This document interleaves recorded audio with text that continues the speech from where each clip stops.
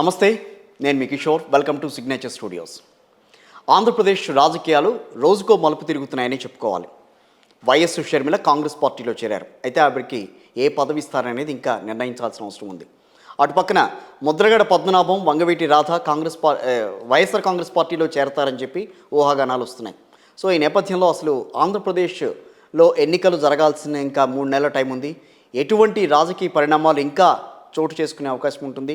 ప్రస్తుతం వైఎస్ఆర్ కాంగ్రెస్ పార్టీ లీడింగ్లో ఉందని అంటున్నారు. ఆ లీడింగ్ 3 నెలల తర్వాత అదే లీడింగ్ కొనసాగుతుందా? వీటన్నిటి మీద మనతో మాట్లాడేందుకు YSR Congress party official spokes person Chunduru సుందరాం శర్మ గారు నాతో ఉన్నారు. మాట్లాడదాం ఆయనతో. నమస్తే అండి. నమస్తే కిషోర్ గారు. బాగున్నారా? బాగున్నాను సార్. సిగ్నేచర్ స్టూడియోస్కి. సిగ్నేచర్ స్టూడియోస్కి మొదటిసారి రావడం. సో వైఎస్ఆర్ కాంగ్రెస్ పార్టీలో ఒక మంచి ఎంజాయ్ చేస్తూ వస్తున్నారు. ఎంజాయ్మెంట్ అంటే జగన్ గారు హాయిగా మమ్మల్ని అందరినీ ఎంజాయ్ చేసేటట్టుగా చేస్తున్నారు. ఎందుకంటే గెలుపు అధికారంలో పార్టీలో మమ్మల్ని అందరినీ కొనసాగిస్తారు. ఆయన గెలుపు డెఫినెట్ కాబట్టి మా అందరికి కూడా కొంచెం ఎంజాయ్మెంట్గా ఉంది, ఆనందంగా ఉంది. బాగానే ఉందా నిజంగా వైఎస్ఆర్ కాంగ్రెస్ పార్టీలో పరిస్థితి? ఇప్పుడు 2024లో జగన్మోహన్ రెడ్డి గారిని జగన్నాథ రథచక్రాలను ఆపేటువంటి వాడు ఎవరు లేరు. జగన్నాథ రథచక్రాల కింద తెలుగుదేశం పార్టీ కానివ్వండి, ఇంకో జనసేన కానివ్వండి, నలిగిపోక తప్పేటట్టుగా లేదు. దీనికి ఒకటే కారణం ఉంది. జగన్మోహన్ రెడ్డి గారు ఒక్కటే నమ్ముకున్నాడు. అదేంటంటే తను చేస్తున్న సంక్షేమం, అభివృద్ధి. దీన్ని ప్రజల్లోకి తీసుకుని కూడా ఆయన 2 మాటలు చెప్తున్నాడు. పైన దేవుడు ఉన్నాడు, కింద ప్రజలు ఉన్నారు, మిమ్మల్నే నమ్ముకున్నాను అంటూ. పేపర్లను, మీడియాను, లేకపోతే ఉన్న పార్టీలను, లేకపోతే ఆ పార్టీలు మారుతున్నటువంటి లీడర్లను, వీళ్ళని నమ్ముకోవట్లేదు ఆయన. ఓటు వేసేది ఎవరు? ప్రజలు. ఆ ప్రజలు ఎంబడపోతున్నాడు ఆయన. ఆ ప్రజలు కూడా ఈయన ఎంబడే వెళ్తున్నారు. దీనికి 2 కారణాలు ఉన్నాయి. ఒకటి, ఆయన చేస్తున్నటువంటి సంక్షేమము, అభివృద్ధి. ఈ సంక్షేమం లేదా ఇదివరకు అంటే ఉన్నది. ఇదివరకు పింఛన్లు లేవా? ఇచ్చారు, పింఛన్లు ఉన్నాయి. ఇంతకుముందు ఫీజు రీంబర్స్మెంట్ లేదా? ఉన్నది. ఆరోగ్యశ్రీ లేదా? ఉన్నది. కానీ ఇవాళ రోజున పింఛను అనేటువంటి దానికోసం రోడ్ల మీద బారులు తీరి నిలబడి జీవితం ఏమవుతుందో తెలియక చీకటో లేకపోతే ఏమన్నా పగలో చలో ఎండలోనో నిలబడి ఆ ఆర్డీఓ వస్తాడా, ఎంఆర్ఓ వస్తాడా, కలెక్టర్ గారు ఎప్పుడు వస్తాడు, నాకు ఈ పింఛను వస్తుందా లేదా, ఈ రేషన్ కార్డు ఏమవుతుంది అనేటువంటి పరిస్థితి నుంచి ఈ అవ్వాతాతలు అనేటువంటి దాంతో కనెక్ట్ అయిపోయేసేసి వాళ్ళ ఇంటికి 31వ తారీఖు రాత్రి, అంటే 1వ తారీఖు పొద్దున్నే, పండగైనా సరే లేకపోతే సెలవైనా సరే, ఆ రోజు పొద్దున్నే వాలంటీర్ వెళ్ళేసి ఇవ్వటం అనేటువంటిది బహుశా ఈ దేశ చరిత్రలో మొదటిసారి జరుగుతుంది. ఈ నెల పెన్షన్ ఇంకా అందలేదని అంటున్నారు. ఈ నెల నుంచి 3,000 రూపాయలు చేశారు, వెళుతూనే ఉన్నాయి. అయితే ఏంటంటే కొన్ని చోట్ల ఏమవుతుందంటే వాళ్ళు ఉండటము, లేకపోవటాలు, లేకపోతే దీనే తప్ప టెక్నికల్గా కొంచెం లేట్ అవుతుంది. టెక్నికల్ ఏమన్నా ఉండాల్సిందే తప్ప 1వ తారీఖు కల్లా చక్కగా పింఛన్లు అందిపోతున్నాయి. ఇంకొక 2వ కారణం, జగన్మోహన్ రెడ్డి గారు మిగతా నాయకుల్లాగా కాకుండా కనెక్ట్ అవుతున్నాడు. ఇది ఇద్దరు చేశారు ఈ దేశంలో. ఒకరు ఇందిరాగాంధీ డైరెక్ట్ పీపుల్ తోటి కనెక్ట్ అయిపోయింది. ఎలా? గరీబీ హటావు, బ్యాంకుల నేషనలైజేషన్, రాజాభరణాల రద్దు, ఇళ్ళు, ఇందిరమ్మ ఇళ్ళు, ఈ రకంగా direct connected to the people. ఇంకా మధ్యలో ఎవరు లేరు. ఇంకొకళ్ళు అవసరం ఆమెకి, ఇందిరమ్మ అంతే అయిపోయింది. ఓకే. నెక్స్ట్ ఇదిలో అటు ఇటుగా కొత్త గొప్ప, మనం వద్దన్నా కాదన్నా, మన పార్టీకి సంబంధం లేకపోయినా, మా పార్టీతో ఇది లేకపోయినా నరేంద్ర మోడీ కొంత కనెక్ట్ అవుతున్నాడు. అయితే దేశ చరిత్రలో ఒక ప్రాంతీయ పార్టీ నాయకుడు ఎవరైనా సరే అంత బాగా ఆ రాష్ట్రంలో కనెక్ట్ అవుతున్నాడు అని చెప్పారంటే ఒక జగన్మోహన్ రెడ్డి గారు. ఆయన ఏమంటున్నాడు? అవ్వా తాత అంటున్నాడు, అక్క చెల్లెమ్మ అంటున్నాడు, అన్న అంటున్నాడు. ఎక్కడ కనెక్ట్ అవుతున్నావు? నువ్వు రిలేషన్షిప్ని తీసుకుని వెళ్ళిపోతున్నావు, బాంధవ్యాన్ని చేసేసుకుంటున్నావు, బాండింగ్ని క్రియేట్ చేసుకుంటున్నావు. బయట రిలేషన్ కనిపిస్తుంది కానీ లోపల రిలేషన్ అది కూడా మాట్లాడతాను, డెఫినెట్గా అది కూడా మాట్లాడతాను. కానీ ఎప్పుడైతే ఈ రిలేషన్షిప్లోకి వెళ్ళిపోయినావో, ఇవాళ నాకు పింఛను నా ఇంటికి పెద్ద కొడుకు జగన్మోహన్ రెడ్డి ఇస్తున్నాడు, 3,000 రూపాయలు ఇస్తున్నాడు, నా మందులకి ఇస్తున్నాడు, లేకపోతే నాకు అవసరానికి ఇస్తున్నాడు, నా అవ్వ తాత అనేటువంటిది ఒక సెంటిమెంట్, ఒక ఇమోషన్ క్రియేట్ చేయగలిగారు జగన్మోహన్ రెడ్డి గారు. అయితే మనము ఏమంటున్నామంటే పెద్ద కొడుకు అని చెప్పనంటే, చంద్రబాబు నాయుడు గారు కూడా ఎన్నికల సమయంలో మీ ఇంటికి పెద్ద కొడుకుగా వస్తున్నా, రైతు రుణమాఫీ చేస్తా, మీరు బంగారం మీ ఇంటికి తెచ్చిస్తా, మంగళసూత్రాలు ఇంటికి తెచ్చిస్తా అన్నాడు. పెద్ద కొడుకు అంటే అసలు ఏమిటి అనేటువంటిది జగన్మోహన్ రెడ్డి గారు చేసి చూపించారు.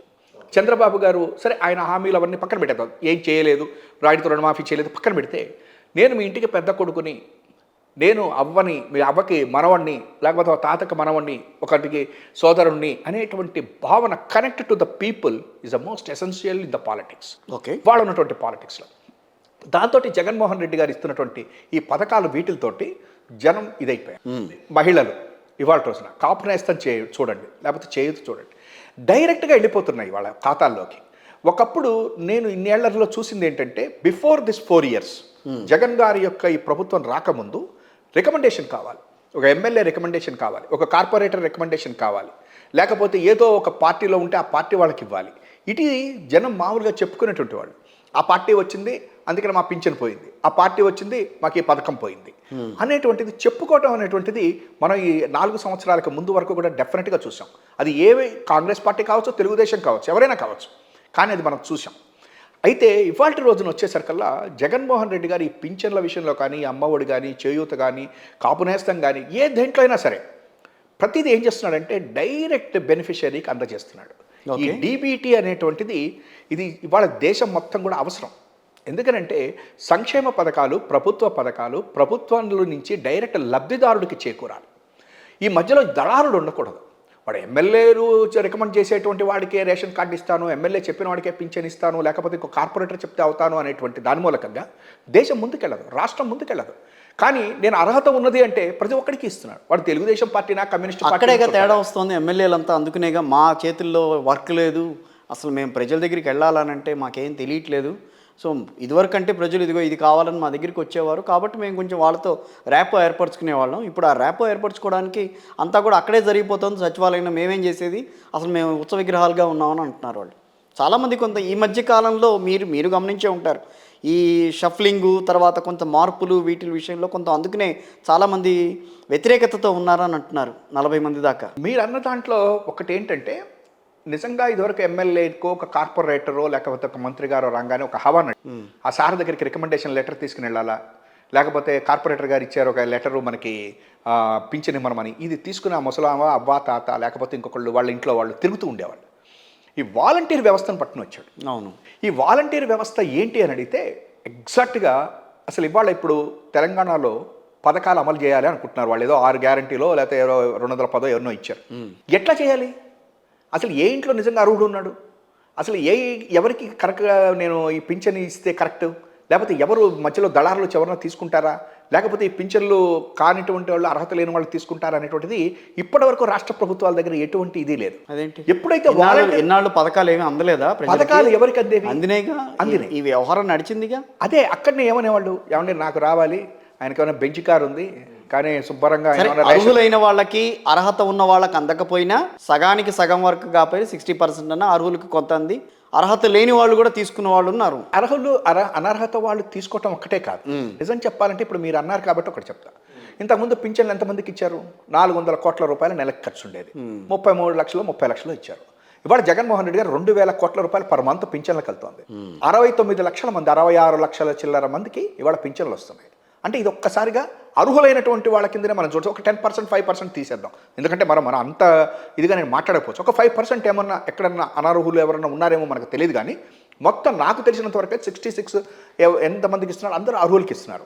ఇంతకుముందు ఏమయ్యేదంటే మనకు తెలుసు కదా, మన ఎమ్మెల్యేగా రాయించుకొస్తాను కార్డు రాసేవాళ్ళు, లేకపోతే డబ్బులు తీసుకునేవాళ్ళు, అవినీతి జరిగింది. ఇది నేను చెప్పట్లా, ద గ్రేట్ ఈనాడు రామోజీరావు గారు రాసినటువంటి దాంట్లో జన్మభూమి కమిటీలు పింఛను రావాలంటే ఇంత డబ్బు ఇవ్వాలి, ఇంటి పట్టా కావాలంటే రేటు, ప్రభుత్వం నుంచి లోన్ రావాలంటే ఇంత రేటు, ఆ రేటు టారిఫ్ కూడా ఇచ్చేసారు. మరి అదే పేపర్లో ఈ రోజున వాలంటీర్ల గురించి కూడా మాట్లాడుతున్నారు. మాట్లాడాలి వాళ్ళు. మాట్లాడకపోతే వాళ్ళు ఈనాడు ఎట్ అవుతుంది? అది అంతేనా? మాట్లాడకపోతే అది రాదంత పలుకులు ఎందుకు అవుతుంది? మాట్లాడాలి. కానీ ఇప్పుడు జగన్మోహన్ రెడ్డి గారు వచ్చిన తర్వాతన ఈ పింఛన్ల వీటిల్లో ఎవరన్నా వచ్చి నాకు రాలేదు, మరన్నా వాళ్ళకి ఇచ్చారు, వాళ్ళకి బెంజ్ కారు ఉందని చెప్తున్నాడా? చెప్పట్లా. అది అపోజిషన్ పార్టీస్ కూడా చెప్పలేనటువంటి పరిస్థితికి వెళ్ళిపోయినాయి. కాబట్టి నేను ఏమంటున్నానంటే ఇవాళ he connected to the people with his welfare schemes, అవి ఒక పక్కన వెళ్తున్నాయి. రెండోది, ఇవాళ రోజున ప్రతిపక్షాలన్నీ కూడా కుప్పకూలిపోయి ఉన్నాయి. మీరు చెప్పాల్సింది ఏంటి? ఇవాళ చంద్రబాబు నాయుడు గారు కానీ, లేకపోతే ఇంకో పవన్ కళ్యాణ్ గారు కానీ, లేకపోతే కమ్యూనిస్టులు కానీ, వీళ్ళు చెప్పాల్సింది ఏంటి? నీకంటే మేము బాగా చేశాము ఇంతకు ముందు అని చెప్పుకోవాలి. ఎందుకంటే చేశామనే చెప్పుకోవాలి వాళ్ళు. ఎందుకు చెప్పుకోవాలి? 14 సంవత్సరాలు చంద్రబాబు నాయుడు గారు ముఖ్యమంత్రి, ఆయనతో పాటే ట్రావెల్ చేసిన ఆయన పవన్ కళ్యాణ్ గారు 2014 నుంచి 19 వరకు. అంతకుముందు 2004, 2009లో కాంగ్రెస్ పార్టీతో వెళ్ళినటువంటి వాళ్ళు, లేదా చంద్రబాబు గారితో వెళ్ళినటువంటి కమ్యూనిస్ట్. బీజేపీ మర్చిపోతున్నారు. బీజేపీ అసలు నిజంగా చెప్పాలంటే వాళ్ళు ఇంకా ఎక్కువ చెప్పుకోవాలి వాళ్ళని కూడా. ఎందుకని చెప్పాలంటే ప్రత్యేక తరగతి హోదా ఇస్తాము ఆ రోజున, బాబు మోడీ జోడీ, వెంకయ్యనాయుడు గారి స్టేట్మెంట్, ఇవన్నీ చెప్పినటువంటి వీళ్ళు మిజరబుల్గా ఆంధ్రప్రదేశ్లో ఫెయిల్ అయ్యారు. వీళ్ళు ఏమని చెప్పాలి? ఇవాళ జగన్మోహన్ రెడ్డి గారు పింఛన్ కంటే మేము ఎక్కువ ఇచ్చేవాళ్ళము అని చెప్పుకోగలరా? అండ్ బీజేపీ చెప్పలేదుగా. బీజేపీ చెప్పలేకపోతుంది. అంటే ఇప్పుడు మేము ఇంతకుముందు చంద్రబాబు గారితో మేము 1999 నుంచి 2000 వరకు ఉన్నాము, తర్వాత 2014 నుంచి 18 వరకు ఉన్నాము, ఆ టైంలో మా స్వర్ణయుగం అని చెప్పుకునేటువంటి పరిస్థితి వాళ్ళు జనసేనకు కానీ, తెలుగుదేశానికి కానీ, బీజేపీకి కానీ, కమ్యూనిస్టులకు కానీ వీళ్ళెవ్వరికీ లేదు. ఆయన ఒక రకంగా చెప్పాలంటే కంప్లీట్ పొలిటికల్ చేంజ్ చేసి పారేశాడు. ఆ చేంజ్ ఏంటి అని అడిగితే, నేను ఇవన్నీ చేస్తున్నాను, మీకు ఇవన్నీ కనుక అందినయ్యి, దీనివల్ల మీరు లబ్ధి పొందారు అంటేనే నాకు ఓటేయండి అంటున్నాడు. ఆ మాట అనే దమ్ము ఇవాళ వరకు దేశ చరిత్రలో ఇప్పటికైనా సరే, దేశ చరిత్ర వద్దు మనకి, ఇప్పుడైనా ఏ రాష్ట్రంలో అయినా పోయి ప్రజల దగ్గరికి వెళ్ళి మీకు నేను ఇవి చేశాను నాకు ఓటేయండి అని అడిగేది ఉందా? లేదు. ఏమన్నా అడుగుతారు? 5 ఏళ్ల తర్వాత వెళ్తారు, మళ్ళీ ఏవో కథలు చెప్తారు. అంత బాగానే ఉంది సుందరరామస్వామి గారు. ఇప్పుడు ఇంత బాగా చేసాం, సంక్షేమ పథకాలు ప్రజలకి కనెక్ట్ అవ్వటం ఇవన్నీ బాగానే కాదు, కానీ ఈ రోజున ఎదుర్కొంటున్న సవాళ్ళు ఏంటంటారు? మరి ఇవాళ మాకు సవాళ్ళు అంటూ ఏం లేవా? ఏమీ లేవు. బయటికి వెళ్ళిపోతామని అంటున్నారు చాలామంది, వాళ్ళతో టచ్లో ఉన్నారు, కాంగ్రెస్ పార్టీతో టచ్లో ఉన్నారని చెప్పి. ఇప్పుడు షర్మిల గారు కాంగ్రెస్లోకి వెళ్ళారు, ఆవిడతో టచ్లోకి వెళ్ళారు 40 మంది ఎంపీలు. మొన్న ఆళ్ళ రామకృష్ణారెడ్డి గారు లాంటి వాళ్ళు బయటికి వెళ్ళిపోవటం, ఇదంతా వ్యూహాత్మకంగా జరిగిందని అనుకోవాలా, లేకపోతే నిజంగా పార్టీలో అసమ్మతి పైకి వస్తుంది బయటకు ఒక్కొక్కటిగా అని ఏమనుకోవాలా? అంటే నాకు మీరు ఒకటి చూడండి, ఆ లాస్ట్ 1 ఇయర్ నుంచి మన చంద్రబాబు నాయుడు గారు వాళ్ళు ఏమని చెప్తున్నారు, ఎల్లో మీడియా మన పచ్చ పత్రికలు ఏమని చెప్తున్నాయి, 40 మంది మాతో టచ్లో ఉన్నారు. ఎప్పటి నుంచి? సంవత్సరం నుంచో 2 సంవత్సరాల నుంచో. జగన్ గారు అధికారంలోకి వచ్చిన మొదటి రోజు నుంచి ఏం చెప్తున్నారు, రేపు ఈ గవర్నమెంట్ ఉండదు, ఎల్లుండి కల్లా మన చంద్రబాబు గారు వచ్చేస్తాడు. ఆ 40 మందిని మార్చేస్తున్నట్టున్నారు ఈసారి. చెప్తాడు. ఆ 40 మంది కూడా మాతో టచ్లో ఉన్నారు అని 40 మంది చెప్పారు. ఇప్పుడు చంద్రబాబు గారు వాళ్ళు పోయి ఇప్పుడు షర్మిల్ గారు చెప్తున్నారు అంటున్నారు. మీరు ఏమని? మాతో టచ్లో ఉన్నారు, కాంగ్రెస్ తో టచ్లో ఉన్నారు. షర్మిల్ గారు చెప్తున్నారని కాదు, అదే కాంగ్రెస్ పార్టీ టచ్లో ఉన్నారని చెప్పి చింతమంది చెప్పారు. 35 మంది మాతో ఉన్నారు, అది ఇదని ఏదో చెప్పాడు ఆయన. అసలు చెప్తున్నాను, అసలు వీళ్ళందరితో టచ్లో ఉండేటట్టయితే వీళ్ళ పార్టీ ఏం చేస్తున్నట్టు ఇన్నాళ్ళు 5 సంవత్సరాల నుంచి. అది కరెక్టే. నేను జగన్మోహన్ రెడ్డి గారి యొక్క ప్రభుత్వం మీద ప్రజలతో చెప్పి, ఇదిగో మా నాయకులు వీళ్ళు, మేము ఈ రకంగా చేశాము, ఈ రకంగా కాన్స్టిట్యున్సీలో మా వాళ్ళు ఉన్నారు, ఈ వీడితో మా నాయకుడు అని చెప్పుకునేటువంటి పరిస్థితి లేనట్టేగా దీని అర్థం ప్రకారం. మాతో టచ్లో ఉండేటువంటి జగన్మోహన్ రెడ్డి గారు ఎప్పుడైనా చెప్పారా నాతో టచ్లో ఉన్నాడు, నేను టచ్ చేశాడు, పక్కకి వెళ్ళాడు అది చెప్పాడా? లేదు. పట్ల మరి వీళ్ళు ఎందుకు చెప్తున్నారు? ఈ పార్టీలు దివాలా తీసినాయి, ఇప్పటివరకు దివాలాకు రాజకీయాలు చేసినాయి. ఎట్లా? ఎలక్షన్స్ వచ్చేటప్పటికి ఆ పార్టీలో వాళ్ళు ఈ పార్టీ నుంచి డబ్బులు, ఇదే ఒక రకంగా చెప్పాలంటే ఐపీఎల్ మ్యాచ్. ఈ పార్టీ ప్లేయర్స్ని ఆ పార్టీగా ఉంటే 4. చంద్రబాబు నాయుడు గారు ఒక పార్టీ పెట్టుకున్నాడు, పార్టీ పెట్టుకోలే ఆయన, వెన్నుపోటు వచ్చి తెచ్చుకున్నాడు. ఆ పార్టీలో ఆయన ఎప్పుడన్నా కూడా ఎంతమంది 75 లక్షల మంది నాకు ఉన్నారు, సభ్యులు ఉన్నారు అవి అంటాడే, కానీ నువ్వు నాయకుల్ని ఎక్కడన్నా కొత్తగా తీసుకుని వచ్చి చేసావా? ఇవాళ మేము తీసేసి ఈయన ఇవ్వనన్న వాళ్ళందరూ వెళ్ళి నీ పార్టీలో చేరారు. చేస్తే నువ్వు ఏమని చెప్తున్నావు ఇవాళ రోజున? వాళ్ళందరూ కూడా చాలా గొప్ప వాళ్ళని చెప్తున్నారు. వాళ్ళందరూ ఏమని చెప్తున్నారు? చంద్రబాబు గారి గురించి మాకు ముందే తెలుసు. మనం ముందే తెలిస్తే ఎందుకు పార్టీలు 4 పార్టీలు ఎందుకు మారారు? చంద్రబాబుతోటే ఉండొచ్చు కదా మీరు అందరూ కూడా. అప్పటి నుంచి ఇప్పటి వరకు ఎందుకు బయటకు వచ్చారు? మళ్ళీ ఇప్పుడు ఎందుకు వెళ్తున్నారు ఆయన దగ్గరికి? ఓకే, మీరు కొత్త పార్టీ పెట్టుకోండి, బ్రహ్మాండం, మనం కూడా అప్రిషియేట్ చేస్తాం. జగన్ గారు చేసింది అదే కదా. నాకు కాంగ్రెస్ పార్టీతోటి నచ్చలేదు, బయటకు వచ్చాడు, నిలబడ్డాడు. 2011లో పార్లమెంట్కి నిలబడ్డాడు, విజయమ్మ గారిని పులివెందుల్లో నిలబెట్టాడు. ఓడిపోయి ఉంటే చరిత్ర సమాప్తం అయిపోయేది కదా ఆ రోజున. అది నాయకత్వం కావాలంటున్నాం మేము. ఇవాళ అటువంటి నాయకత్వం కావాలి అంటున్నాం. ప్రతి పార్టీలోనూ ఆ రకంగా ఉండండి. మీరు ప్రజల్లోకి వెళ్ళండి. ఒక ఎమ్మెల్యే ఇండిపెండెంట్గా నిలబడమనండి. నేను ఈ ప్రజలకు సేవ చేశాను, మీకు ఇన్ని చేశాను, నాకు సీట్ ఇవ్వలేదు, నేను ఇండిపెండెంట్గా నిలబడతాను అనమాట. చంద్రబాబు గారు నాకు టచ్లోకి వచ్చాడంటాం, వీళ్ళేమన్నా ఆయన టచ్లోకి వెళ్ళాడంటాం. చంద్రబాబు గారు చాలా సురుద్రూపి దూరదృష్టి ఉన్నటువంటి ఆయన మరి ఎందుకు వదిలేసి వచ్చావు ఆయన్ని? ఆయన వదిలేసి వచ్చేది ఎందుకు? ఆయన పనికిరాడనే చెప్పానే వచ్చావు కదా, మళ్ళీ ఇప్పుడు పనికొస్తాడు, నువ్వు ఎందుకు వెళ్తున్నావు? నువ్వు పనికొస్తావా పనికిరావా ప్రజలు చూస్తారు. అయితే ఇప్పుడు వైఎస్ఆర్ కాంగ్రెస్ పార్టీలో అసంతృప్తి అనేది లేదు. నేను ఒకటే చెప్తా, అసంతృప్తి వైఎస్ఆర్ కాంగ్రెస్ పార్టీలో లేదు. లేదు. మామూలుగా ఉన్నటువంటి వాడు నాకు ఎమ్మెల్యేలో మీరు ఇందాక అన్నట్టు రాని వాళ్ళు ఒకళ్ళిద్దరు ఉండొచ్చు, తప్పు కాదు అది. అది కూడా కాదనంటున్నారు.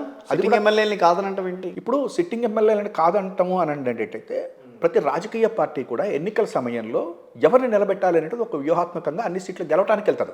అది కాంగ్రెసా, బీజేపీనా, లేకపోతే ఇంకో కమ్యూనిస్టులా, ఏమీ లేనటువంటి జనసేన, ఎవరైనా సరే వీళ్ళందరూ కూడా ఎవరికి ఇస్తే సీటు బాగుంటుంది, ఎవరికి ఇవ్వాలి అంటే వాళ్ళందరూ డబ్బులు తీసుకురమ్మన్నారు. ఇవాళ తెలుగుదేశం పార్టీ ఏమని అడుగుతుంది? నాకున్నటువంటి హాఫ్ ఇది సబ్జెక్ట్ కరెక్షన్ నాకేమని చెప్తున్నారు? ఒక పార్లమెంట్ మెంబర్ నిలబడటానికి నువ్వు 40 కోట్లు డిపాజిట్ చేయని అడుగుతున్నాడంట.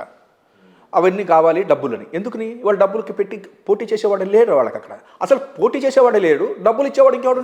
మీరు అన్న మాటలో ఇప్పుడు తెలుగుదేశం పార్టీకి జనసేనకి పోటీ చేసేవాళ్ళు లేరా? నేను వాళ్ళు కనుక ఉండేటట్లయితే అసలు జగన్ గారి కంటే ముందర మీరు రేపు అనౌన్స్ చేసేస్తే వెళ్ళిపోవాలి కదా ప్రజల్లోకి. మీరే చెప్తున్నారు కదా బ్రహ్మాండమైన వ్యతిరేకత ఉంది, ఇంకేముంది, బాబు గారు ఊపేస్తున్నారు, అది ఇదని చెప్తున్నారు కదా. మరి ఏ రకంగా పబ్లిసిటీ జరుగుతుంది వైఎస్ఆర్ కాంగ్రెస్ పార్టీ రాబోయే రోజుల్లో చాప చుట్టైపోతుందని చెప్పి? ఇదంతా కూడా మౌత్ క్యాన్వాసింగ్. అది ఈ మౌత్ క్యాన్వాసింగ్ ఒకటి. ఎల్లో పత్రికలు, ఇప్పుడు ఎల్లో పత్రికలు నిన్న రాసినాయి. మొన్న ఆయన చంద్రబాబు నాయుడు గారు జైల్లో ఉన్నారు, మన జనసేన ఆయన వెళ్ళారు, కలిశారు, బయటకు వచ్చారు. ఇంకా నేను ఆయన బడే వెళ్తాను అన్నాడు. పక్కన ఉన్న బాలకృష్ణ గారు ఏం మాట్లాడలా, లోకేష్ గారు ఏం మాట్లాడలా, వెళ్ళిపోయారు. రేపు 1వ తారీఖు మినీ మేనిఫెస్టో అన్నారు. మేనిఫెస్టో ముందుకు ఇద్దరు కూర్చున్నారు. వాళ్ళు ఒక 5 చెప్పారు, వీళ్ళు 6 చెప్పారు. కాదులే 11 చేద్దాం అనుకున్నారు. ఆ మహాసభ ఏదో జరుపుకున్నారు, మినీ మహానాడు జరుపుకున్నారు. ఇంకేముంది, ఎల్లుండి నుంచి మేము వచ్చేస్తుంది, 1వ తారీఖు నుంచి బిగిను, ఇక మేనిఫెస్టో తెస్తున్నాం, ఊపేసిపోతున్నాము అని చెప్పన్నారు. ఏరి ఇప్పటివరకు అంటే మీకు క్యాండిడేట్లు కనుక ఉండేటట్లయితే వెళ్ళిపోతారు ముందుకి. అసలు మేము బయట పారేసినట్టు చెత్త తీసుకెళ్లేవాడు ఎందుకు వస్తాడు అసలు మా ఇంటి దగ్గరికి సైకిల్ వేసుకుని? ఇప్పుడు మా ఇంటి దగ్గర సైకిల్ వేసుకుని వచ్చేవాడు ఉంటాడు, పాత పేపర్లు కొంటా అంటాడు, పాత సామాను కొంటానంటాడు. మా ఇంట్లో ఉన్న చెత్త సామాను తీసి బయట పారేస్తా, అది తీసుకుని వెళ్తున్నాడు. ఆ సైకిల్ దొక్కుంటే వెళ్తున్నాడు చంద్రబాబు గారు.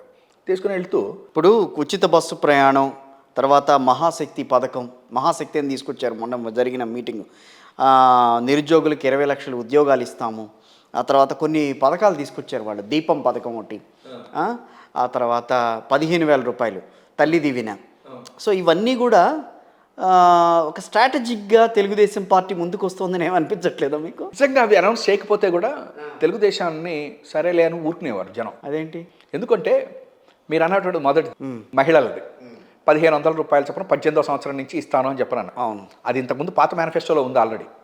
దీపం పథకం ఆల్రెడీ సిలిండర్కి ఇంత ఇస్తాను అని చెప్పిన దీపం పథకం ఆల్రెడీ మేనిఫెస్టోలో ఉంది. మీరు ఇంకొకటి ఉచిత బస్సు ప్రయాణం అని చెప్పారు. ఇక్కడ జరుగుతుంది అక్కడ అది ఎంత బాగా జరుగుతోంది అనేటువంటిది కూడా ఉంది. కానీ రేపు పొద్దున దాన్ని కరెక్ట్గా అమలు చేయగలిగితే మళ్ళీ జగన్ గారే చేయగలుగుతాడు.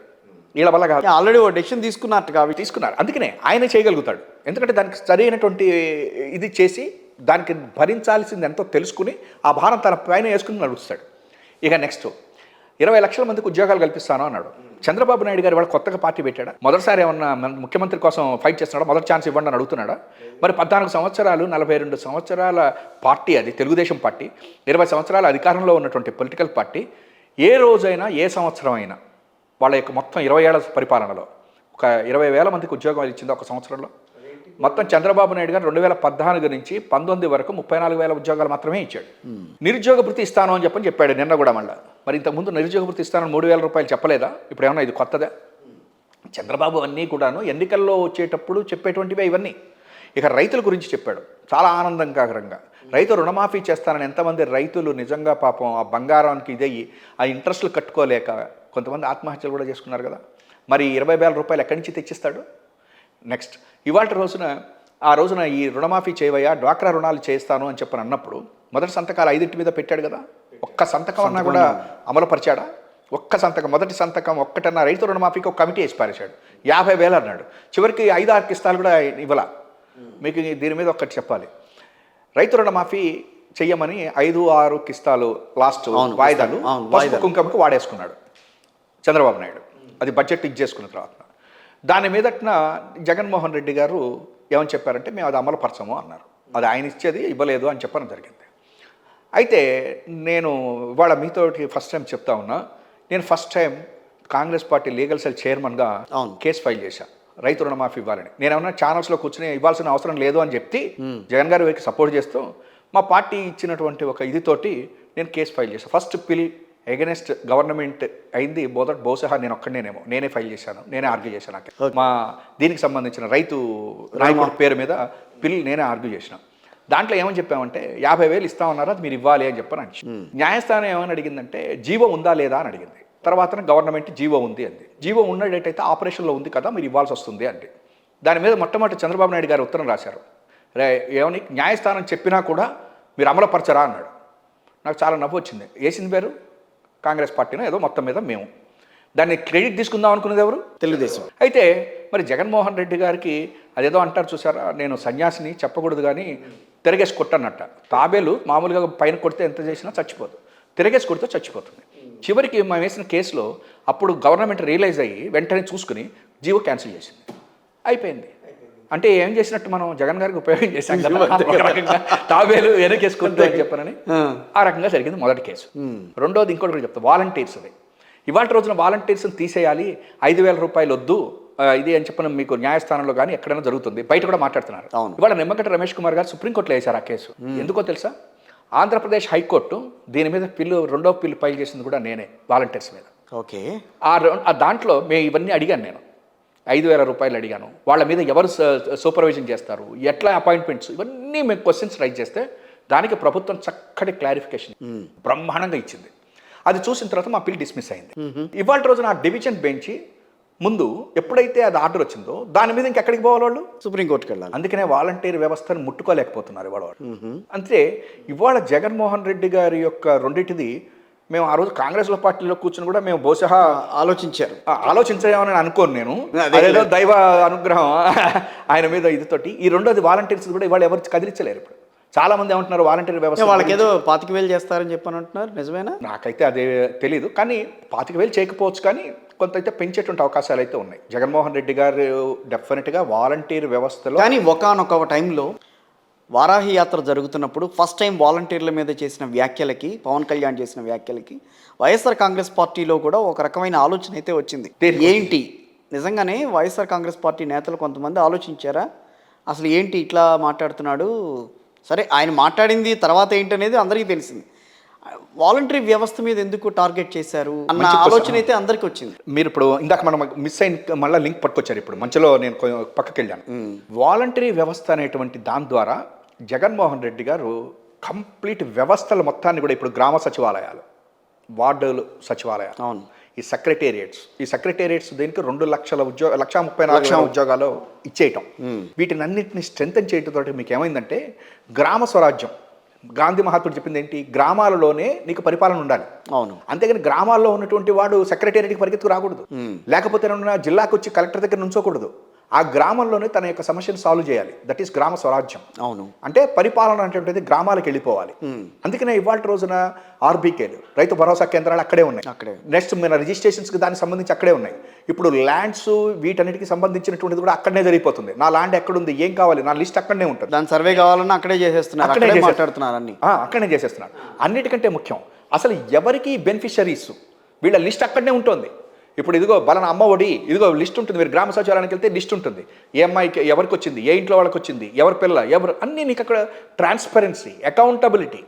దీంతో మీకు ఈ వాలంటరీ వ్యవస్థ వల్ల జరిగింది ఇదంతా కూడా. ఎందుకు జరిగింది అంటే ప్రతి ఇళ్ళకి 50 ఇళ్ళకి ఒక వాలంటీర్ వెళ్తున్నాడు. ఈ వాలంటీర్ ఏం చేస్తున్నాడు? వాళ్ళ ఇంట్లో కావాల్సినటువంటివన్నీ ప్రభుత్వానికి జారేస్తున్నాడు. అదే అడుగుతున్నాడుగా, అదే అంటున్నాడు. ఇప్పుడు వాళ్ళ ఇంట్లో కావాల్సినవి జారేయటమే కాకుండా వాళ్ళ ప్రైవేట్ వ్యవహారాల్లో కూడా వీళ్ళు తలదూరుస్తున్నారని చెప్పి మాట్లాడాడు ఆ రోజున ఆయన. అంటే ప్రైవేట్గా అంటే 1-2 ఇన్సిడెంట్స్ చూసుకుని మాట్లాడాడు. వచ్చినాయి. కానీ దురదృష్టం ఆ తర్వాత కూడా 2-3 జరిగినాయి. కొంతమంది వ్యతిరేకించి మాట్లాడడం. సో కొంత వైఎస్ఆర్ కాంగ్రెస్ పార్టీకి సంబంధించిన ఎమ్మెల్యేలు కూడా అవును కదా ఏంటి అన్న ఆలోచనలో పడి మళ్ళీ వాళ్ళంతా వాళ్ళే సర్దుకుని వెనక్కి వచ్చినట్టుగా కనిపించింది. అంటే వాలంటరీ వ్యవస్థ అనేటువంటిది వ్యవస్థలు పనిచేసేటట్టు చేయాలి. అవును. ఇవాళ ఒక ఎమ్మెల్యేకి, ఎంపీకి, లేకపోతే ఒక మినిస్టర్ తోటి కాదు, వ్యవస్థ తనంతా తను పనిచేయాలండి. ఇప్పుడు మీరు అన్నట్టుగా ఏమైందని చెప్పంటే ఈ వాలంటీర్స్ మీద పవన్ కళ్యాణ్ ఎందుకు మాట్లాడాడంటే అంతకుముందు మీకు చంద్రబాబు నాయుడు గారు మాట్లాడాడు వాలంటీర్స్ గురించి. రాత్రులు పోయి తలుపులు కొడతారా, పొగల ఇంట్లో వాళ్ళు లేనప్పుడు కొడతారా అని చెప్పని మాట్లాడాడు. ఫెయిల్ అయింది. అది ఫెయిల్ అయ్యాడు చంద్రబాబు. దానికి కొనసాగింపు పవన్ కళ్యాణ్ మీద వేశారు. ఆయన ఫెయిల్ అయ్యాడు. ఎందుకనంటే తప్పది. మన అన్న, మన చెల్లి, మన అక్క వాళ్ళు పోయి పార్ట్ టైం చేసుకుంటున్నారు. కొంతమంది ఇంట్లో 1 గంట సేపు ఇంట్లో ఉండటం ఎందుకు, మనకేం ఉద్యోగం, పోయి వాలంటీర్ కింద జాయిన్ అవుదాం, ఒక 5,000 కదా మనకు వచ్చేది. ఆ ఒక్క but at the same time వాళ్ళ సాటిస్ఫాక్షన్ ఏంటి, సర్వీస్ చేస్తున్నాం, ప్రజలకు సర్వీస్ చేస్తున్నాం. 50 ఏళ్ళు అనేటువంటి ఇదిలో వెళ్ళారు చాలామంది.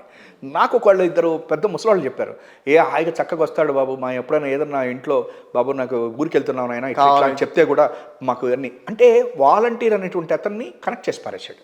మీకు ఇంతకుముందు ఎంఆర్ఓ, ఆర్డీఓ వీళ్ళకి కొన్ని ఇబ్బందులు ఉంటాయి. ఏముంటాయి? అఫీషియల్. అది ఆ అఫీషియల్ దాటి తనకి రావడానికి లేదు. ఇక్కడ వాలంటీర్ అంటే ఏంటి? సేవకుడు. రేపు వాలంటీర్ల చేతే ఓట్లు వేయిస్తారుగా. ఇప్పుడు వాలంటీర్ల చేత మనం ఓట్లు వేయించడానికి ఒకటి మాత్రం ఉందండి, ఏంటంటే ప్రతి వ్యవస్థ మీద కూడా చెప్పచ్చు ఏమని, ప్రతిదానికి కూడా. కానీ ఒకటేంటంటే ప్రజలు నమ్మితేనే వేస్తారు. జన్మభూమి కమిటీని చంద్రబాబు నాయుడు తెచ్చింది అందుకే. వాళ్ళ యొక్క ఆధార్ కార్డు తీసుకున్నాడు, అనుసంధానం చేశాడు, అదేదో సాఫ్ట్వేర్ పెట్టాడు తెలంగాణలో, వాళ్ళు పోలీసు వాళ్ళు పట్టుకున్నారు, ఇవన్నీ జరిగినాయి. కానీ ఓట్లేసారా? మరి ఇప్పుడు కూడా వాలంటీర్ వ్యవస్థకి సంబంధించి చూస్తే మొత్తం ఆ డేటా అంతా కూడా హైదరాబాద్లోనే ఉంది.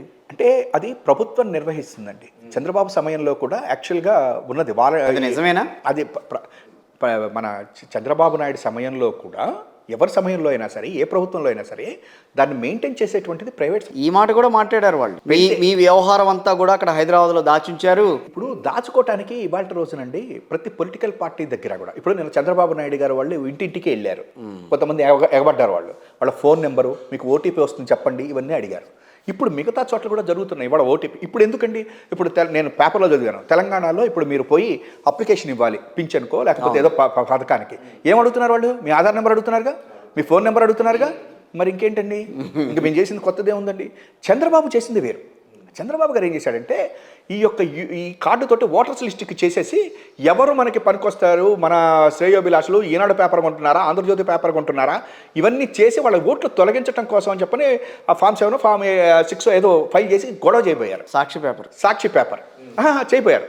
చేస్తే దానికి వైఎస్ఆర్సీపీ వాళ్ళు అప్పుడు వాళ్ళు మేల్కొని వెంటనే దీన్ని తీసుకెళ్ళి ఎలక్షన్ కమిషన్కి ఇచ్చారు. ఇవ్వటంతో ఏంటి ఇన్ని లక్షల మంది ఓట్లు తీసేయటం ఏంటి అని చెప్పారంటే, అంటే నాకు తెలియదు, నా ఓట్లు తీసేస్తున్నారు వాళ్ళు పోయి. ఇది జరిగిందండి, అంతకుమించి ఏం లేదు. ఇవాళ నేను చెప్తున్నాను కదా, ఈ వాలంటరీ వ్యవస్థ అనేటువంటిది ఇవాళ ప్రతి దేశంలో రేపు పొద్దున అన్ని చోట్ల వస్తుందండి. అదేగా మన నరేంద్ర మోడీ చేస్తున్నా, లేకపోతే వీళ్ళందరూ సరే. వాలంటరీ వ్యవస్థ ఒకటి, సంక్షేమ పథకాలు, ఇవి రెండే వైఎస్ఆర్ కాంగ్రెస్ పార్టీని ముందుకు తీసుకెళ్తున్నాయని అనుకోవచ్చా? వాలంటరీ వ్యవస్థ అనేటువంటిది లేకపోతే సంక్షేమ పథకాలు ఇవన్నీ కూడా వ్యవస్థలలో లోపాలు లేకుండా, అవినీతి లేకుండా జరగటం కూడా. అవినీతి రహిత పాలన. ఇంకొకటి ఏమన్నా ప్రజల దగ్గరకు పాలన. ఓకే. మరి పోలవరం ప్రాజెక్టు విషయంలో వెనక్కి తగ్గటం, ఇప్పటికీ పోలవరం ప్రాజెక్టు విషయంలో ఆన్సర్ చెప్పుకోవాల్సిన అవసరం అయితే ఉంది కదా వైఎస్ఆర్ కాంగ్రెస్ పార్టీ ప్రభుత్వానికి. చెప్పండి. అది ఆ విషయం ఒకటి కొంచెం బాగా నలుగుతోంది. ఇప్పుడు మీరు పాయింట్లో పోలవరం ప్రాజెక్టు చంద్రబాబు నాయుడు గారు పోలవరం సోమవారం ఆయన నిజంగా చెప్పాలంటే 78% చేసేసానంటాడు. 75% చేసేస్తే ఇంకా అసలు మనకి డబ్బులు ఎందుకు ఇంకా కేంద్ర ప్రభుత్వం నుంచి? అంతేగా మరి. 80-20 మరి 80% డబ్బులు వచ్చినాయి ఆ కేంద్ర ప్రభుత్వం నుంచి, లేకపోతే చంద్రబాబు ఏమన్నా ఖర్చు పెట్టాడా? లేదు. తర్వాత దాని గురించి కూడా మనం చెప్పాం. పోలవరంలో ఆయన చేసినటువంటి పని మూలకంగా మళ్ళీ అది డ్యామ్ ఇది అవటం, దానికి మళ్ళీ కరెక్షన్ చేసుకోవటం. కానీ మీరు చేస్తామని చెప్పినా కూడా ఇప్పటికీ పూర్తి కాలేదనేది ఇక్కడ. సరే, ఏ ఓటు ఉంటాయి దాంట్లో మాత్రం నిజం అండి. అది బహుళార్థ సాధక ప్రాజెక్ట్. అవును. అసలు అది ఆ ప్రాజెక్టు మనం ముట్టుకోవాల్సింది కాదు. అది యాక్చువల్గా కేంద్ర ప్రభుత్వం ముట్టుకోవాల్సింది కాదు, కానీ ఆయన కావాలని ముట్టుకున్నాడు. తీసుకున్నారు. ఆయన తీసుకున్న తర్వాత ఆ భారం అందరూ మోయాల్సి వస్తుంది. అంతే కదా. మరి ఇప్పుడు ఆ పాపం తను అందరి మీద పడేసి వెళ్ళాడు. తను దిగిపోయే రోజున 100 కోట్ల రూపాయలు. ఇప్పుడు అదే దాన్నే టార్గెట్ చేసి చూపిస్తోంది టీడీపీ. నమ్మట్లేదు. మేము చేయలేకపోయాం, మీరు చేస్తా అన్నారు కదా, చేయలేదు కదా మీరు చెప్తారు. ఇప్పుడు 2 విషయాలు ఉంటాయి. కొన్ని ప్రతి వాళ్ళకి కూడా, ఒక పొలిటికల్ పార్టీ, ఒక ప్రభుత్వానికి కూడా కొన్ని ఇది తొట్టిపోతాయి. నా ఫస్ట్ ప్రయారిటీ ఏంటి, సెకండ్ ప్రయారిటీ ఏంటి, ఎక్కడి నుంచి డబ్బులు తేవాలి, ఇవన్నీ ఉంటాయి. ఇవాళ ఈ డబ్బులు మొత్తం పోలవరం మీద పెట్టారనుకోండి జగన్మోహన్ రెడ్డి గారు, ప్రజలందరూ ఇబ్బందులు పడతారు. ఇవ్వవలసింది ఎవరు? డబ్బులు కేంద్ర ప్రభుత్వం. అవును. ఈయన నిజంగా కనుక అన్ని లక్షల కోట్ల రూపాయలు అప్పులో అన్ని చేసి మళ్ళీ పెడితే రేపు కేంద్ర ప్రభుత్వం అయిపోతే ఇబ్బంది పడేది మనమే కదా. కానీ ప్రభుత్వంలో ఉన్నటువంటి మిగతా పథకాలు ఏవైతే ఇవాళ విద్య, వైద్యం, రైతు భరోసా కేంద్రాలు, క్లినిక్స్, జగనన్న సురక్ష, హెల్త్ క్లినిక్స్, తర్వాత మీకు పోర్ట్స్, ఎయిర్పోర్ట్స్, ఇవన్నీ కూడా చేసుకుంటూ ముందుకెళ్ళటం అనేటువంటిది అవసరం కదా. పోలవరం ఒక ఇదిలో ప్రభుత్వంతో, కేంద్ర ప్రభుత్వంతో మంచి ఇది మెయింటైన్ చేస్తూ డబ్బులు తెచ్చుకుంటున్నాడు, ఖర్చు పెడుతున్నాడు, వస్తుంది. అది కూడా మీరు కొందరిలో బయట. అయితే ప్రచారం లేదు. ఇక్కడ చంద్రబాబు సోమవారం పోలవరం 400 బస్సులు వేయటం, 40 కోట్ల 50 కోట్ల ఖర్చు పెట్టాడంట, భోజనాలు పెట్టించడం, అక్కడ వాళ్ళందరినీ తిప్పటం. పోలవరంలో ఇంకా పనులు జరుగుతున్నాయా? బ్రహ్మాండంగా జరుగుతున్నాయి. మీరు చూస్తారు. ఇప్పుడు నేను ఇవాళ చూశాను, రామాయపట్నం పోర్ట్ ఆల్మోస్ట్ అయిపోయింది. పోర్టుల విషయంలో మనం చెప్పడానికి లేదు. ఇప్పుడు మా చంద్రబాబు నాయుడు ఏమంటున్నాడు, అసలు అభివృద్ధి జరగలేదు అంటున్నాడు. పోర్టుల విషయం అసలు ఒక పరిశ్రమ వచ్చిందా అంటున్నాడు, లేకపోతే ఒక ఇది వచ్చిందా అని అడుగుతున్నాడు. అంటే నేనేమంటున్నానంటే, అసలు ఆ రామాయపట్నం పోర్టే కనుక నిజంగా మన జగన్ గారు కాకుండా చంద్రబాబు టైం అయితే ఇక అసలు మీకు ప్రపంచం మొత్తం కూడా, ప్రపంచం అంతా కూడా ఇక్కడికే వస్తున్నారు. రామాయపట్నం పడవలన్నీ కూడా, ఆ ఓడల షిప్లన్నీ కూడా రామాయపట్నంలో ల్యాండ్ అవుతున్నాయంట. బాబు గారు అయితే మన విజనరీ అంట పేపర్లు రాసుకున్నాడు. ఈయన చెప్పుకోవట్లా. చెప్పాల్సిన అవసరం ఉందా లేదంటే ఉందండి, నా వరకైతే ఉంది. ఇవాళ ప్రచారం చేసుకోవాలి. కొన్ని అవి కొంత వెనకబడి ఉన్న మాట వాస్తవం. నాకు నిజంగా చెప్తున్నా, ఇవాళ ఏ రాష్ట్రమైనా అభివృద్ధి చెందాలి అంటే మీకు నేను మళ్ళీ చెప్తున్నా, లాజిస్టిక్స్, ముఖ్యంగా పోర్ట్స్, ఎయిర్పోర్ట్, లాజిస్టిక్స్, అనుసంధానం, ఇన్ఫ్రాస్ట్రక్చర్, ఇది ముఖ్యం. దాన్ని చేస్తున్నాడు వాళ్ళు జగన్మోహన్ రెడ్డి గారు. చేస్తుండటం కానీ చెప్పుకోవట్లే. ఇవాళ గుజరాత్లో ఎందుకు వచ్చింది?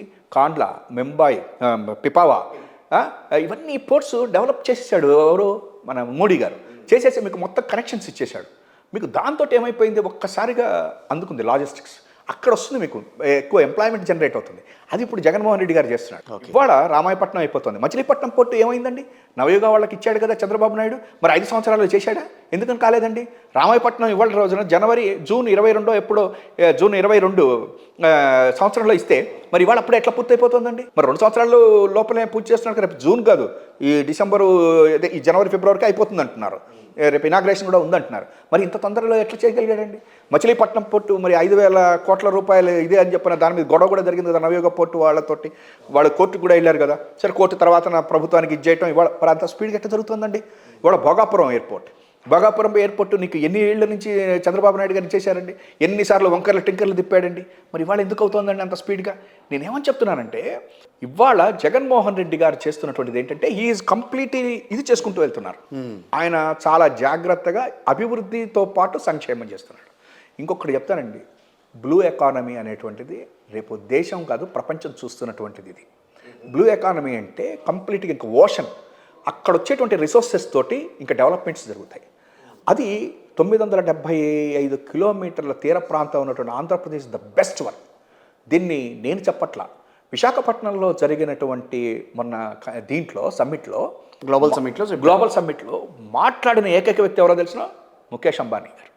ఆయన ఏమన్నాడు తెలిసిన? ఒకటే పదం వాడాడు, ఆంధ్రప్రదేశ్ బ్లూ ఎకానమీకి సరైనటువంటి ఇది ఇక్కడ 975 కిలోమీటర్ల తీర ప్రాంతం ఉంది అన్నాడు. చూడండి, that is the business people. మన నాయకుడు కూడా బిజినెస్ కమ్ పొలిటికల్ కాబట్టే పరిగెత్తిస్తున్నాడు. బిజినెస్ తెలియనటువంటి వాడికి ఏం తెలియదు. అమ్మో ఇన్ని కోట్లు ఇవ్వాలా, ఇంత ఇవ్వాలా, ఎయిర్పోర్ట్కి ఇంత ఎందుకు, ఇవన్నీ ఉంటాయి. కానీ ఆయనకు తెలుసు ఏది పరిగెత్తించాలి తెలుసు. కాబట్టి ఈ రాజకీయాన్ని బిజినెస్ తన తెలివితేటలతో చేపట్టమంటే ఫస్ట్ పోర్ట్స్ పట్టాడు. ఓకే, ఈ 4 పోర్ట్స్ రేపు అయిపోయినాడు. షిప్పింగ్ హార్బర్లు పెట్టాడు, 6 ఎన్నో ఇవన్నీ.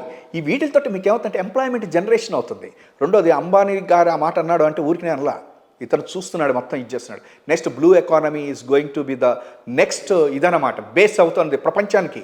ఇది దీని మీద ఆల్రెడీ కేంద్ర ప్రభుత్వం కూడా వర్క్ చేస్తుంది. దానికంటే ముందర పరిగెత్తిస్తున్నాడు జగన్మోహన్ రెడ్డి. సో అభివృద్ధి అయితే జరుగుతోంది. అంత మాత్రం నుంచి మనమేమి ఇది కావట్లేదు. ప్రజలకు తెలుసు. ఇప్పుడు ఉద్దానం ఉంది, ఉద్దానంలో కిడ్నీ ఇది ఇవాళదా?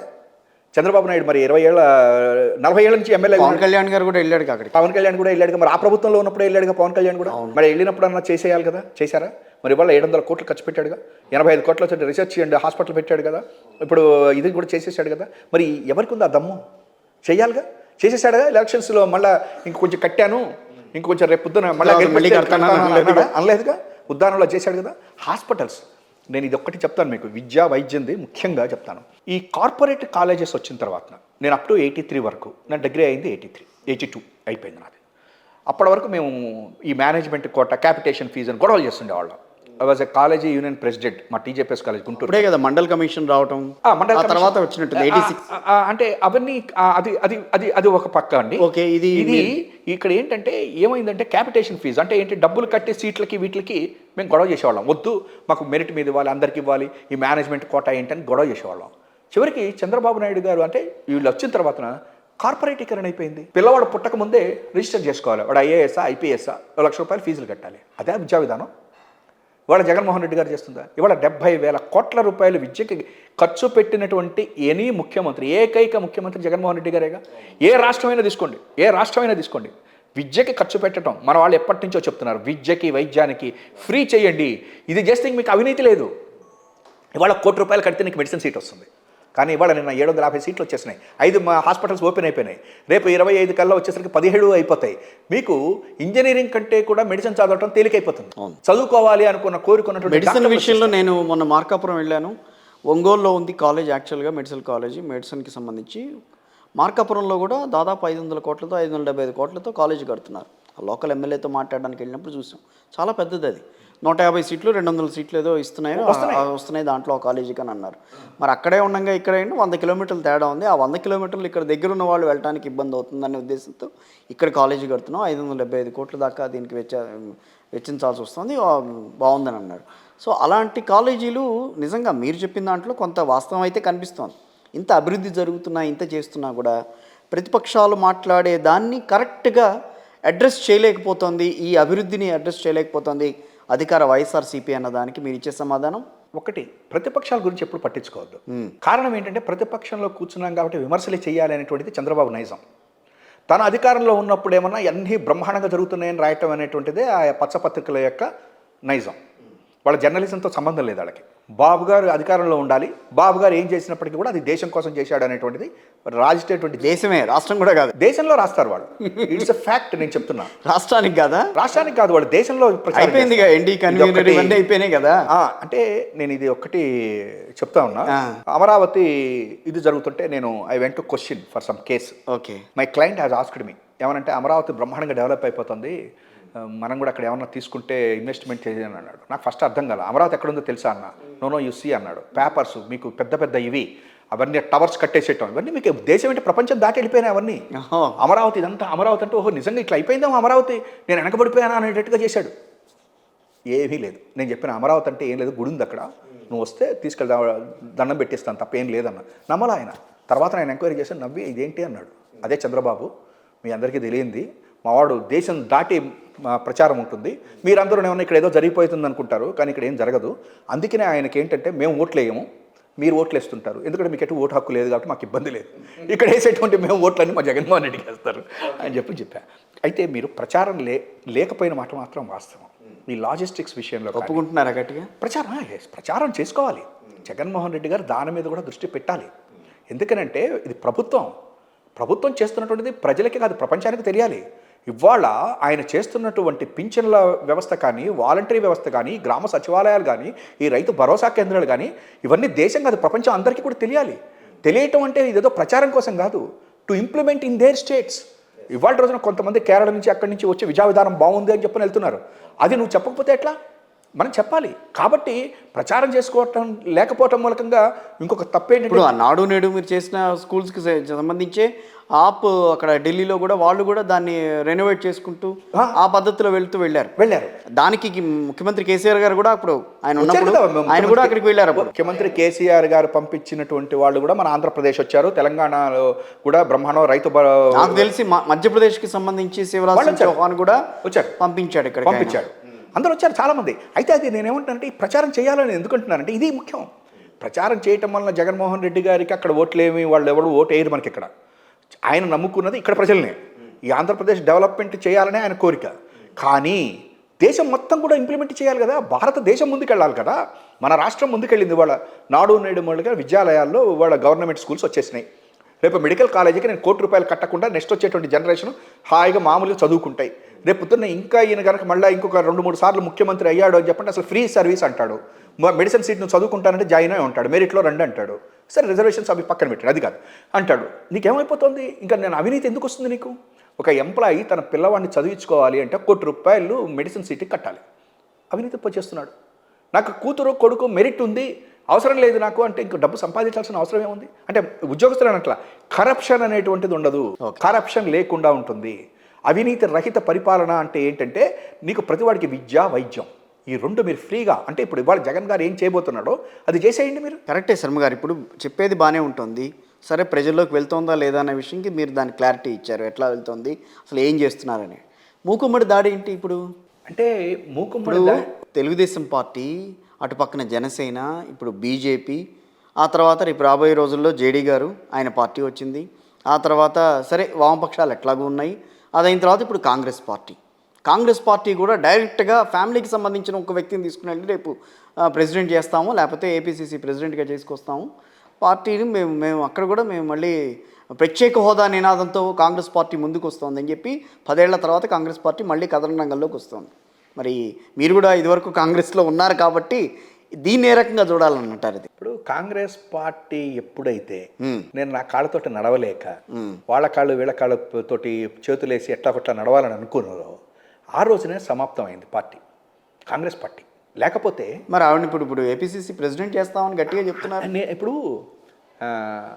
ఒకటి నిజం చెప్పాలంటే ఇప్పుడు నా దగ్గర బలం ఉంటే కదా నేను నడవగలిగేది. ఎన్ని ట్యాబ్లెట్లు వేసి లేపితే ఏమవుతుంది? ఇవాళ రోజున ఎవరిని తీసుకున్నా రానివ్వండి. ఇవాళ కాంగ్రెస్ పరిస్థితి ఏంటి? ఇవాళ అసలు ఆంధ్రప్రదేశ్లో ఎందుకు ఈ స్థితికి వచ్చింది, తెలంగాణలో ఎందుకు ఈ స్థితికి వచ్చింది? కాంగ్రెస్ పార్టీని పక్కన పెడదాం, షర్మిల గారిని ఎందుకు తీసుకొస్తున్నారు పోనీ? అది వాళ్ళ ఇష్టం. ఇప్పుడు ఎట్లా ఉంటుందని చెప్పంటే, రాహుల్ గాంధీ ఎక్కడున్నాడు? కాంగ్రెస్ పార్టీలో ఉన్నాడు. వాళ్ళ బాబాయ్ సంజయ్ గాంధీ కొడుకు ఎక్కడున్నాడు? బీజేపీలో ఉన్నాడు. సోనియా గాంధీ గారు ఎక్కడున్నారు? కాంగ్రెస్ పార్టీలో ఉన్నారు. ఆమె తోడుకోడలు ఎక్కడుంది? మేనకా గాంధీ గారు బీజేపీలో ఉంది. ఇవన్నీ కామన్ థింగ్స్. అంత మాత్రం నుంచి ఎవరిది వాళ్ళదే.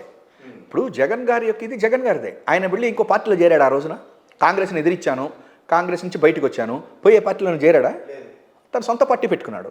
పెట్టుకునేటువంటి దమ్ము ఉండాలి, పెట్టుకున్న తర్వాత తను గెలిపించుకునేటువంటి ఇది ఉండాలి. కానీ ఆయన సొంత చెల్లెల్ని కాంగ్రెస్ పార్టీలో జాయిన్ చేసుకోవటం, ఆయన వ్యతిరేకించిన కాంగ్రెస్ పార్టీలో జాయిన్ చేసుకోవటం, ఆవిడని ఈ రోజున ఏపీసీసీ ప్రెసిడెంట్ చేద్దామన్న అంటే ఇంకా రావాల్సిందని అనుకుంటున్నారు అందరూ. సో చేయాలన్న ప్రయత్నం చేయటం, కాంగ్రెస్ పార్టీ ఏదో రకంగా ప్రభుత్వాన్ని ఇబ్బంది పెట్టేదానికంటే ముఖ్యమంత్రి వైఎస్ జగన్మోహన్ రెడ్డి గారిని ఇబ్బంది పెట్టాలన్న పరిస్థితి కాదు. కాంగ్రెస్ పార్టీని వ్యతిరేకించడం అనేది జగన్ గారు కాదు, వాళ్ళ ఫ్యామిలీ మొత్తం వ్యతిరేకించారు. అవును. అట్ ద సేమ్ టైం అదే ఫ్యామిలీలో ఉన్న వైఎస్ వివేకానంద రెడ్డి గారు విజయమ్మ గారి మీద పోటీ చేశారు. ఆయన మంత్రి పదవి తీసుకున్నారు ఆయన. అవును. కాబట్టి ఒక కుటుంబంలో రాజశేఖర రెడ్డి గారి యొక్క బ్రదర్స్ ఆ రోజున కాంగ్రెస్లోకి వెళ్తే వారి యొక్క వీళ్ళు బయటకు వచ్చి ఇచ్చేశారు. ఇవాళ షర్మిల గారు తెలంగాణలో పార్టీ పెట్టారు, వద్దనుకున్నారు, కాంగ్రెస్ తోటి వెళ్ళాలనుకుంటున్నారు, వెళ్తారు. అంత మాత్రం నుంచి అంటే దీంట్లో స్ట్రాటజీ ఏమన్నా ఉందా? నాకు తెలిసి స్ట్రాటజీలు జగన్ గారు ఏం చేయడండి. అతను ఒక్కటే, నేను ప్రజల్ని నమ్ముకున్నా, నా పార్టీకి ఓటేయండి, నాకు ఈ కమ్యూనిస్టులతోటి లేదు, ఈ బీజేపీతో. చంద్రబాబు గారే షర్మిలని తీసుకురండి కాంగ్రెస్ పార్టీలోకి, దానివల్ల ఓట్లు బాగా చీలుతాయి, సో దట్ కాంగ్రెస్ పార్టీ కూడా బలోపేతం అవుతుంది అని ఆయన చెప్పుకున్నట్టుగా మీరు మంచి ఇది చేశారు. ఏంటో తెలిసిన ఏదో స్టేట్మెంట్ ఇచ్చాయట, ఇందాక నేను చూసా. ఏంటంటే షర్మిల గారి వలన కాంగ్రెస్ పుంజుకుంటుంది, జగన్ గారికి ఇబ్బంది అన్నట్ట. అంటే తన వల్ల ఇంక ఇబ్బంది లేదని ఒప్పేసుకున్నాడుగా. అంటే ఇంకా చంద్రబాబు లేడు, తెలుగుదేశం లేదు, ఇక రేపటి నుంచి ఎల్లో పత్రికలు ఇవన్నీ కూడా కాంగ్రెస్ పార్టీని షర్మిల గారి మీద రాసుకుంటాయి కదా. అంటే దాన్ని బట్టి ఇప్పుడు రాజశేఖర రెడ్డి గారి ఇంట్లోనే చెల్లికిను అన్నకిను పోటీనా? అంటే వీళ్ళు లేరా? అయిపోయారా వీళ్ళందరూ? అంతే కదా కనిపించేది.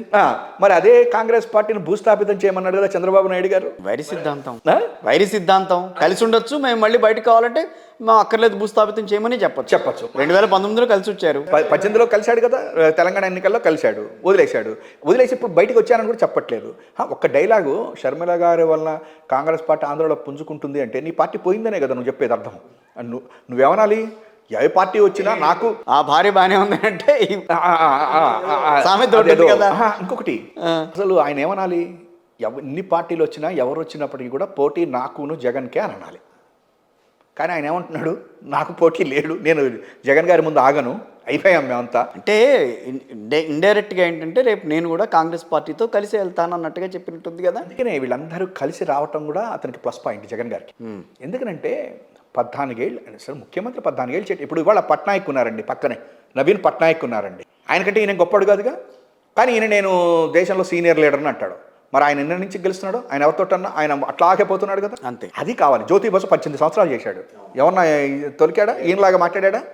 చంద్రబాబు నాయుడు ఏం చేశాడు? అసలు ఈయన అపోజిషన్లోనే ఎక్కువ సమయం ఉన్నాడు. 14 సంవత్సరాలే ముఖ్యమంత్రి పదవి చేసింది. 15 ఏళ్ళలో ఇప్పటికీ దీని కింద ఉన్నాడు. ఎమ్మెల్యే కింద గెలిచింది 1978. అంటే 42 సంవత్సరాల నుంచి ఎమ్మెల్యే కింద ఉన్నాడు. ఏంటి నీ గురించి చెప్తున్నారు? ఎమ్మెల్యే గెలిపిస్తారా మీరు? ఆయనకి అవకాశం ఇస్తారా? అంటే ఆయన రెండు స్థానాల్లో పోటీ చేస్తాడని అంటున్నారు. నా వరకు ఆయన పోటీ చేయకపోవచ్చు అనుకుంటున్నా. చేయరా? ఎందుకంటే ఆయన ఒక మాట అంటున్నాడు, కుటుంబంలో ఇద్దరికి ఇవ్వను, ఒక్కళ్ళకే ఇస్తాను అంటున్నాడు. మరి వీళ్ళ అబ్బాయికి ఇస్తాడా లేకపోతే ఈయన ఇస్తాడా అంటే, మరి వాళ్ళ అబ్బాయికి ఇచ్చి ఈయన తప్పుకోవాలి, ఈయన తీసుకుంటే వాళ్ళ అబ్బాయినా తప్పుకోవాలి. అంతే కదా, rule is rule for all కదా. లేకపోతే వీళ్ళిద్దరికి ఏమైనా ఎక్సెప్షన్ ఉందా? భువనేశ్వర్ గారు కూడా లేకున్నారు కాబట్టి ఆవిడకి కూడా ఇచ్చే అవకాశం ఉందా? అందుకనే వీళ్ళిద్దరు తప్పుకుని భువనేశ్వర్ గారికి ఇచ్చినా కూడా మనం ఆశ్చర్యపడక్కర్లేదు. ఎందుకంటే వాళ్ళ తెలుగుదేశం పార్టీ వికలం అయిపోయింది. దానికి మీరు ఆ మాట అంటే మీరు వైఎస్ఆర్ కాంగ్రెస్ పార్టీ స్పోక్స్ పర్సన్గా చెప్పారని అనుకుంటారు, కానీ నిజంగా పార్టీలో ఆ రకమైన పరిస్థితి ఉందని చెప్పి వాళ్ళు ఏం మాట్లాడట్లా అంటే వాళ్ళు చెప్పట్లం కాదు, మామూలుగా అలాంటి సిచ్యువేషన్ అయితే లేదే. ఇప్పుడు తెలుగుదేశం పార్టీ నిజంగా బలంగా ఉండేటట్లయితే భువనేశ్వర్ గారు వచ్చి నిజం చెప్పాలి ఎందుకు, మీటింగ్లకు రావటం ఎందుకు? ఆ 3 లక్షల రూపాయలు ఇచ్చినారు, ఆమె బాగానే ఉంది, అక్కడికి వెళ్ళి ఇచ్చింది, చాలా బాగుంది. మరి చంద్రబాబు గారు బయటకు వచ్చేసిన తర్వాత నుంచి ఏమైందా? నిజం చెప్పాలి, నిజం చెప్పేశారా? అయిపోయిందా? ఆ 3 లక్షలు ఇచ్చారు, వచ్చేసారా? మరి అప్పుడు వచ్చిన అనూహ్య స్పందన మీరు కాదనంటారా? ఆయన రాజమండ్రి నుంచి విజయవాడ రావడానికి ఆయనకి దాదాపు 8 గంటల టైం పట్టింది. సో అదే స్పందన అసలు మాకు మాకు మా మీద సింపతి పెరగడానికి అదే అసలు కారణం, జైల్లో పెట్టినందుకు థ్యాంక్స్ అని చెప్పుకుంటున్నారు టీడీపీ వాళ్ళు. మరి ఆ మాట ఉండేటట్లయితే ఇంక ఇప్పుడు ఈ పవన్ కళ్యాణ్ ఎందుకు, కాంగ్రెస్ పార్టీ షర్మిల గారితో పుంజుకుంటుందని ఎందుకు, ఈ పుంజులు అవన్నీ ఏదో చేసి కోళ్ళు పరిగెత్తించచ్చు కదా, ఏం చేయొచ్చు? ఏమో రేపు సంక్రాంతి తర్వాత పరిగెత్తిస్తారేమో. అది కూడా ఏదో రాశారు, 21 మీటింగ్లు 25 మీటింగ్లు పెట్టబోతున్నాడు చంద్రబాబు నాయుడు గారు, ప్రజల్లోకి వెళ్ళబోతున్నాడు, ప్రజలను ఉత్తేజపరుస్తాట అని చెప్పని రాసింది మా పచ్చపత్రిక ఏదో ఒకటి వారాంత పరుకులు. నాకు అదే అనిపించింది, అంటే ఇప్పటివరకు ప్రజల్లో లేడు, ఇప్పుడు ప్రజలను ఉత్తేజం చేయాలి అంటే ప్రజలు ఉత్తేజం లేరు, ఎందుకంటే మాకు ఇక్కడ ప్రత్యామ్నాయం ఏంటి మరి వైఎస్ఆర్ కాంగ్రెస్ పార్టీకి? 2024 there is no alternate for Jaganmohan Reddy garu అండి. గెలిచేస్తాడు, 151 దాటుతాడు, 155 175 అనేటువంటిదే తప్ప ఇవాళ తెలుగుదేశం పార్టీ నిజంగా ఏదో వైసీపీలో ఓవర్ కాన్ఫిడెన్స్ కాదు. నేను నిజంగా కూర్చున్నా 150. నేను ఇవాళ ఇది కూడా మీతో చెప్తున్నా, నాకు బాగా గుర్తు సాక్షిలో రేపు పొద్దున కౌంటింగ్, కేఎస్ఆర్ గారి షోకి పిలిచారు నన్ను. నేను వద్దండి రేపే కదా కౌంటింగ్, ఎందుకు అంటే లేదు రమ్మనమన్నారు. సరే వెళ్ళిన 7:30 to 9 కూర్చున్నప్పుడు అడుగుతున్నారు నన్ను, అందులో ఉన్నటువంటి వాళ్ళు 120 ఇట్లా మామూలుగా మాట్లాడుతూ వస్తున్నారు. నేను చెప్పాను 1 side వేవ్ వెళ్తుందండి అన్న. దాని మీద నేను అనాలిసిస్ కూడా ఇచ్చా. గోదావరి జిల్లాలో జగన్మోహన్ రెడ్డి గారికి బ్రహ్మాండమైనటువంటి సీట్లు వస్తాయి అన్న. ఈసారి ఆ పరిస్థితి లేదుగా అన్న తర్వాత ఏంటన్నారు, 1 side వేవ్ అన్న. రాత్రి 12ంటికి కూడా నాకు కొంతమంది నన్ను తిట్టారు, ఏంద్రా 1 side వేవ్ 150 వస్తాయని ఇట్లా అన్నారు. అది నేను ఆ రోజున ఏదో ఊరిని కూర్చుని అనలేదు. నేను ఆ రోజున నేను తిరిగా కాంగ్రెస్ పార్టీలో ఉండి, కాంగ్రెస్ పార్టీ వాళ్ళు మనకేం సీట్ ఇవ్వలేదు కాబట్టి బీఫామ్ ఇవ్వలేదు నాకు. ఓకే, నా అదృష్టం. ఇచ్చుంటే మళ్ళీ అనవసరంగా ఉన్నది ఏదో పోయేది. పాపం నాకు ఇవ్వాల, మిగతా అందరికి చాలామందికి ఇచ్చారు, నాకు ఒక్కడికే ఇవ్వాల. అప్పుడు తిరిగిన వాళ్ళలో నాకు ఒక్కడికి తప్ప అందరికీ ఇచ్చారు. అది కూడా ఒక రకమైన మంచి పని చేశారు, ఎందుకంటే ఇస్తే అనవసరంగా డబ్బులు ఖర్చు తప్ప ఏం లేదా మనకే తెలుసు 700 800 ఓట్లు అని చెప్పని ఇవాళ. అప్పుడు నేనేం చేశానంటే ఉమ్మన్ చంద్ర గారితో పాటు తిరుగుతూ నేను కూడా రోజు నియోజకవర్గాల్లో అసలు ఏం జరుగుతుంది అని మామూలుగా పోయి ఆ టీ స్టాల్ దగ్గర వాటి దగ్గర తిరుగుతుంటే జనంలో విపరీతమైనటువంటి ఇది కనిపిస్తుంది, జగన్ గారికి గెలుస్తాడు అని. ఆ ఇదితో నేను చెప్తే ఆయన 150 సీట్లు 151 కూడా వచ్చినాయి, గెలిచేశారు. ఇవాళ రోజున ఏ రకంగా ఉండాలి చంద్రబాబు మీద? జనాలు ఏం చెప్పాలి, నాకు ఇంకెవ్వరు వద్దు, నాకు 175 ఇవ్వడానికి క్యూలో జనంలో ఇంతమంది ఉంటే ఇప్పుడు జనసేనకు 25 సీట్లు ఇస్తా, బీజేపీ వాళ్ళు రండి నేను ఇన్ని ఇస్తా, ఇవన్నీ ఎందుకంటాడు అసలు? నాకు గెలిచేటువంటి దమ్ము ఉండేటట్లయితే నీ గుర్రం ఏదైతే ఉందో దాని మీద ఎక్కి. వాళ్ళు ఒకటేనండి, నేను చెప్తున్నాను కదా, Telugu Desam party closed like Telangana. నాకున్నంత వరకు అతను సరెండర్ అయిపోయాడు. అమిత్ షా వాళ్ళ దగ్గర, కేంద్ర ప్రభుత్వం దగ్గర ఆయన సరెండర్ అయిపోయాడు. ఆయన కేసుల నుంచి బయటపడాలి, ఏదో రకంగా జరగాలి. ఆయన మీద కేసులు ఏమున్నాయి? చంద్రబాబు గారి మీద ఉన్నటువంటి కేసులే కదా, స్కిల్ డెవలప్మెంట్ కానీ, ఫైబర్ నెట్ కానీ, ఇన్నర్ రింగ్ రోడ్లు కానీ, వీటన్నిటికంటే కూడా ముఖ్యమైనది ఈడీ కేసులు ఉన్నాయి. ఈ ఈడీ కేసులు అన్నీ పొలిటికల్లీ మోటివేటెడ్ అవన్నీ తేల్తాయి. కేసులు అయితే ఉన్నాయి. ఓకే, ఈ కేసుల గురించి మనం మాట్లాడలేదు కానీ కేసులు అయితే ఉన్నాయి, అది ఆయనకి తెలుసు, మామూలుగా న్యాయస్థానాల్లో జరుగుతున్నాయి కాబట్టి. అయితే ఇవాళ రోజున చంద్రబాబు నాయుడు గారి మీద కొన్ని ఇన్కమ్ ట్యాక్స్ కేసులో ఈడీ క్లియర్గా చెప్పింది, ఆయన 15 కోట్ల రూపాయలు దుబాయ్లో బలానా చోట తీసుకున్నాడని ఇన్కమ్ ట్యాక్స్, కేంద్ర ప్రభుత్వానికి సంబంధించినటువంటి ఇన్కమ్ ట్యాక్స్ ఇచ్చినటువంటి నోటీసులు ఉన్నాయి. ఓకే, ఇవన్నీ కూడా ఆయనకి ఎప్పటికైనా ఇబ్బందులే. దానికోసం అని చెప్పని ఇవాళ ఆయనకి తెలుసు గెలవడు అని. మనమెంతా ఇక్కడ కూర్చుని ఏదేదో అక్కరకు రాని చుట్టము మ్రొక్కిన వరమియ్యన వేల్పు యుద్ధమున తానెక్కిన బారని గుర్రము గ్రక్కున విడవంగవలే గదరాసుమతి అని చెప్పారు. అంటే యుద్ధంలో పరిగెత్తాలి గుర్రం, పరిగెత్తకపోతే ఏమవుతుంది, వెనకాలోడు వచ్చి వేసేస్తారు. అంతే కదా, యుద్ధంలో పరిగెత్తాలి గుర్రం మనం. వాడు చంద్రబాబు గారి పరిస్థితి అంటే పరిగెత్తే పరిస్థితిలో లేడు. ఆయన తెలుగుదేశం గుర్రం కూడా పరిగెత్తే పరిస్థితి లేదు. పోనీ చిన్నబాబు ఏమన్నా పరిగెత్తాడంటే చిన్నబాబు అంతకంటే ఈయనకంటే కూడా వెనకబడి ఉన్నాడు. కాబట్టి ఈ పరిస్థితుల్లో చేయాల్సింది ఏంటంటే ఆర్థిక సామ్రాజ్యాన్ని కాపాడుకోవాలి, ఓకే, కేసులు లేకుండా చూసుకోవాలి. దానికోసమని ఇన్నాళ్ల పాటు ఇంకా బీజేపీ వెనకాల ఎందుకు తిరుగుతున్నాడు? ఇంకా అసలు లోకేష్ గారు వెళ్ళి అమిత్ షాని కలవాల్సిన అవసరం ఏమొచ్చింది? మీరు చెప్పండి, ఎందుకు కలవాలి? మా మీద కేసులు పెడుతున్నాడు, లేకపోతే జగన్ గారు ఇట్లా చేస్తున్నాడు అని ఎట్లా చెప్తావు? నువ్వే చెప్తావు కదా, జగన్ గారు ఢిల్లీలో ఉన్నప్పుడు వెళ్ళి కలిశారు. అవునండి, నువ్వెందుకు వెళ్ళి కలిసావు? మిగతా స్టేట్స్లో కూడా ఇప్పుడు తమిళనాడులో కూడా ఎవరో మంత్రి గారు తీసుకుని జైల్లో పెట్టారు, అరెస్ట్ చేశారు, ఇచ్చేశారు. వాళ్ళు ఎవరైనా పోయేసేసి సార్ జైల్లో పెట్టారండి అని చెప్పిన ఎవరైనా తిరుగుతున్నారా? ఎవట వెళ్ళలేదు. ఎందుకు వెళ్తావు అసలు? నువ్వు న్యాయస్థానానికి వెళ్తావు, పోరాడతావు, బయటకు రావాలి. నువ్వు ఎందుకు? లోకేష్ ఎందుకు వెళ్ళాడు? ఆయన తీసుకున్న పురంధరేశ్వర గారు ఎందుకు వెళ్ళారు? చంద్రబాబు నాయుడు గారు ఇదెందుకు? ఇవన్నీ నేను చెప్తాను, అయిపోయింది. ఇది ఏదో మనం ఏదో పార్టీలు అది కాదు, కొన్ని మనం మామూలుగా మరి ఏంటి ఇప్పటికీ ఇంకా తెలుగుదేశం పార్టీనే రాబోయే రోజుల్లో ఆంధ్రప్రదేశ్లో రాబోయేది అదొక్కటే ప్రత్యామ్నాయం చెప్పి గట్టిగా మాట్లాడుతున్నారు వాళ్ళు కూడా. ఆ మాట్లాడేటువంటి వాళ్ళు ఒక్కటే అడగాలి. ఇప్పుడు ఇవాళ చంద్రబాబు గారు ఇచ్చిన స్టేట్మెంట్ తోటి షర్మిల వచ్చేసింది, కాంగ్రెస్ పుంజుకుంటుంది అన్నాడు. సరే, ఈ మధ్య కాలంలో పవన్ కళ్యాణ్ ఏం మాట్లాడలేదు, ఎందుకని? నేను చెప్పాను కదా, పవన్ కళ్యాణ్ గారు అనేటువంటి అతను రేపు పొద్దున్న వీళ్ళతో ఉండడు. ఇప్పుడు మంచి స్క్రిప్ట్ వచ్చింది కదా అని సినిమా ఒప్పుకుంటాడు, కానీ తర్వాత ఏమనిపిస్తుంది, లేదు ఇదేదో ఫెయిల్ అయ్యేటట్టుంది అనుకుంటారు. అడ్వాన్స్లు వస్తే రావచ్చు, అవన్నీ నేనే మాట్లాడలే. అది 80% కూడా నేను ఈ ప్యాకేజీలు నేను మాట్లాడను పవన్ కళ్యాణ్ విషయంలో. ఎందుకంటే అవన్నీ నేను కొన్ని నేను ఎవిడెన్స్ నా దగ్గర లేదు కాబట్టి నేను మాట్లాడను. కానీ పవన్ కళ్యాణ్ విషయంలో ఒకటే చెప్తా, అతను పర్ఫెక్ట్గా చంద్రబాబును ముంచేస్తున్నాడు. ఏమో వీళ్ళిద్దరూ కలిసి ఈయన కలిసి అసలు ఆ పార్టీని ముంచేస్తున్నాడని చెప్పి బయట మాట్లాడుకుంటున్నారుగా. ఏ పార్టీని? పవన్ కళ్యాణ్ పార్టీని అసలు ఏం లేకుండా చేస్తున్నారు వీళ్ళు. చేస్తున్నాడని చెప్పనని చంద్రబాబు చేశాడు ఇంతకు ముందు కూడా, ఇప్పుడు కూడా చేస్తున్నాడు అనుకుంటున్నాడు. కానీ చంద్రబాబు ఎంత పిచ్చి పని చేశాడు. మన లోకేష్ ఏమన్నాడు, సీఎం పోస్ట్ ఖాళీగా మా నాన్నే అన్నారు. ఉప ముఖ్యమంత్రి అట్లీస్ట్ డిప్యూటీ సీఎం అంటే అది కూడా లేదు పవన్ అని అన్నాడు కదా. ఈ రెండింటితోటే కదా మీకు మొత్తం ఒక్కసారి ఎదురు తిరిగింది కదా. అవును, అయిపోయింది కదా. అప్పటిదాకా అన్నయ్య అన్నాడు, ఆయన అన్నయ్య అన్నాడు, అన్న తమ్ములు ఇద్దరు అయిపోయింది కదా. ఇప్పుడు ఇక్కడ మనం చూసుకోవాల్సిన అన్న చెల్లెలు కాదు, అన్న తమ్ములు ఇద్దరు సంగతి ఏం జరుగుతుంది అనేటువంటిది చూసుకో. ఓకే, టోటల్గా ఒక్కటి మాత్రం నిజం, తెలుగుదేశం పార్టీ నిజానికి భరోసా లేదు, అక్కడ నిలబడే క్యాండిడేట్లు లేరు. చంద్రబాబు నాయుడు గారు తన ఆర్థిక సామ్రాజ్యాన్ని కాపాడుకోవడానికి కేంద్ర ప్రభుత్వం దిగొస్తే ఆయన దగ్గర సరెండర్ అయిపోతాడు, అయ్యాడు ఆల్రెడీ.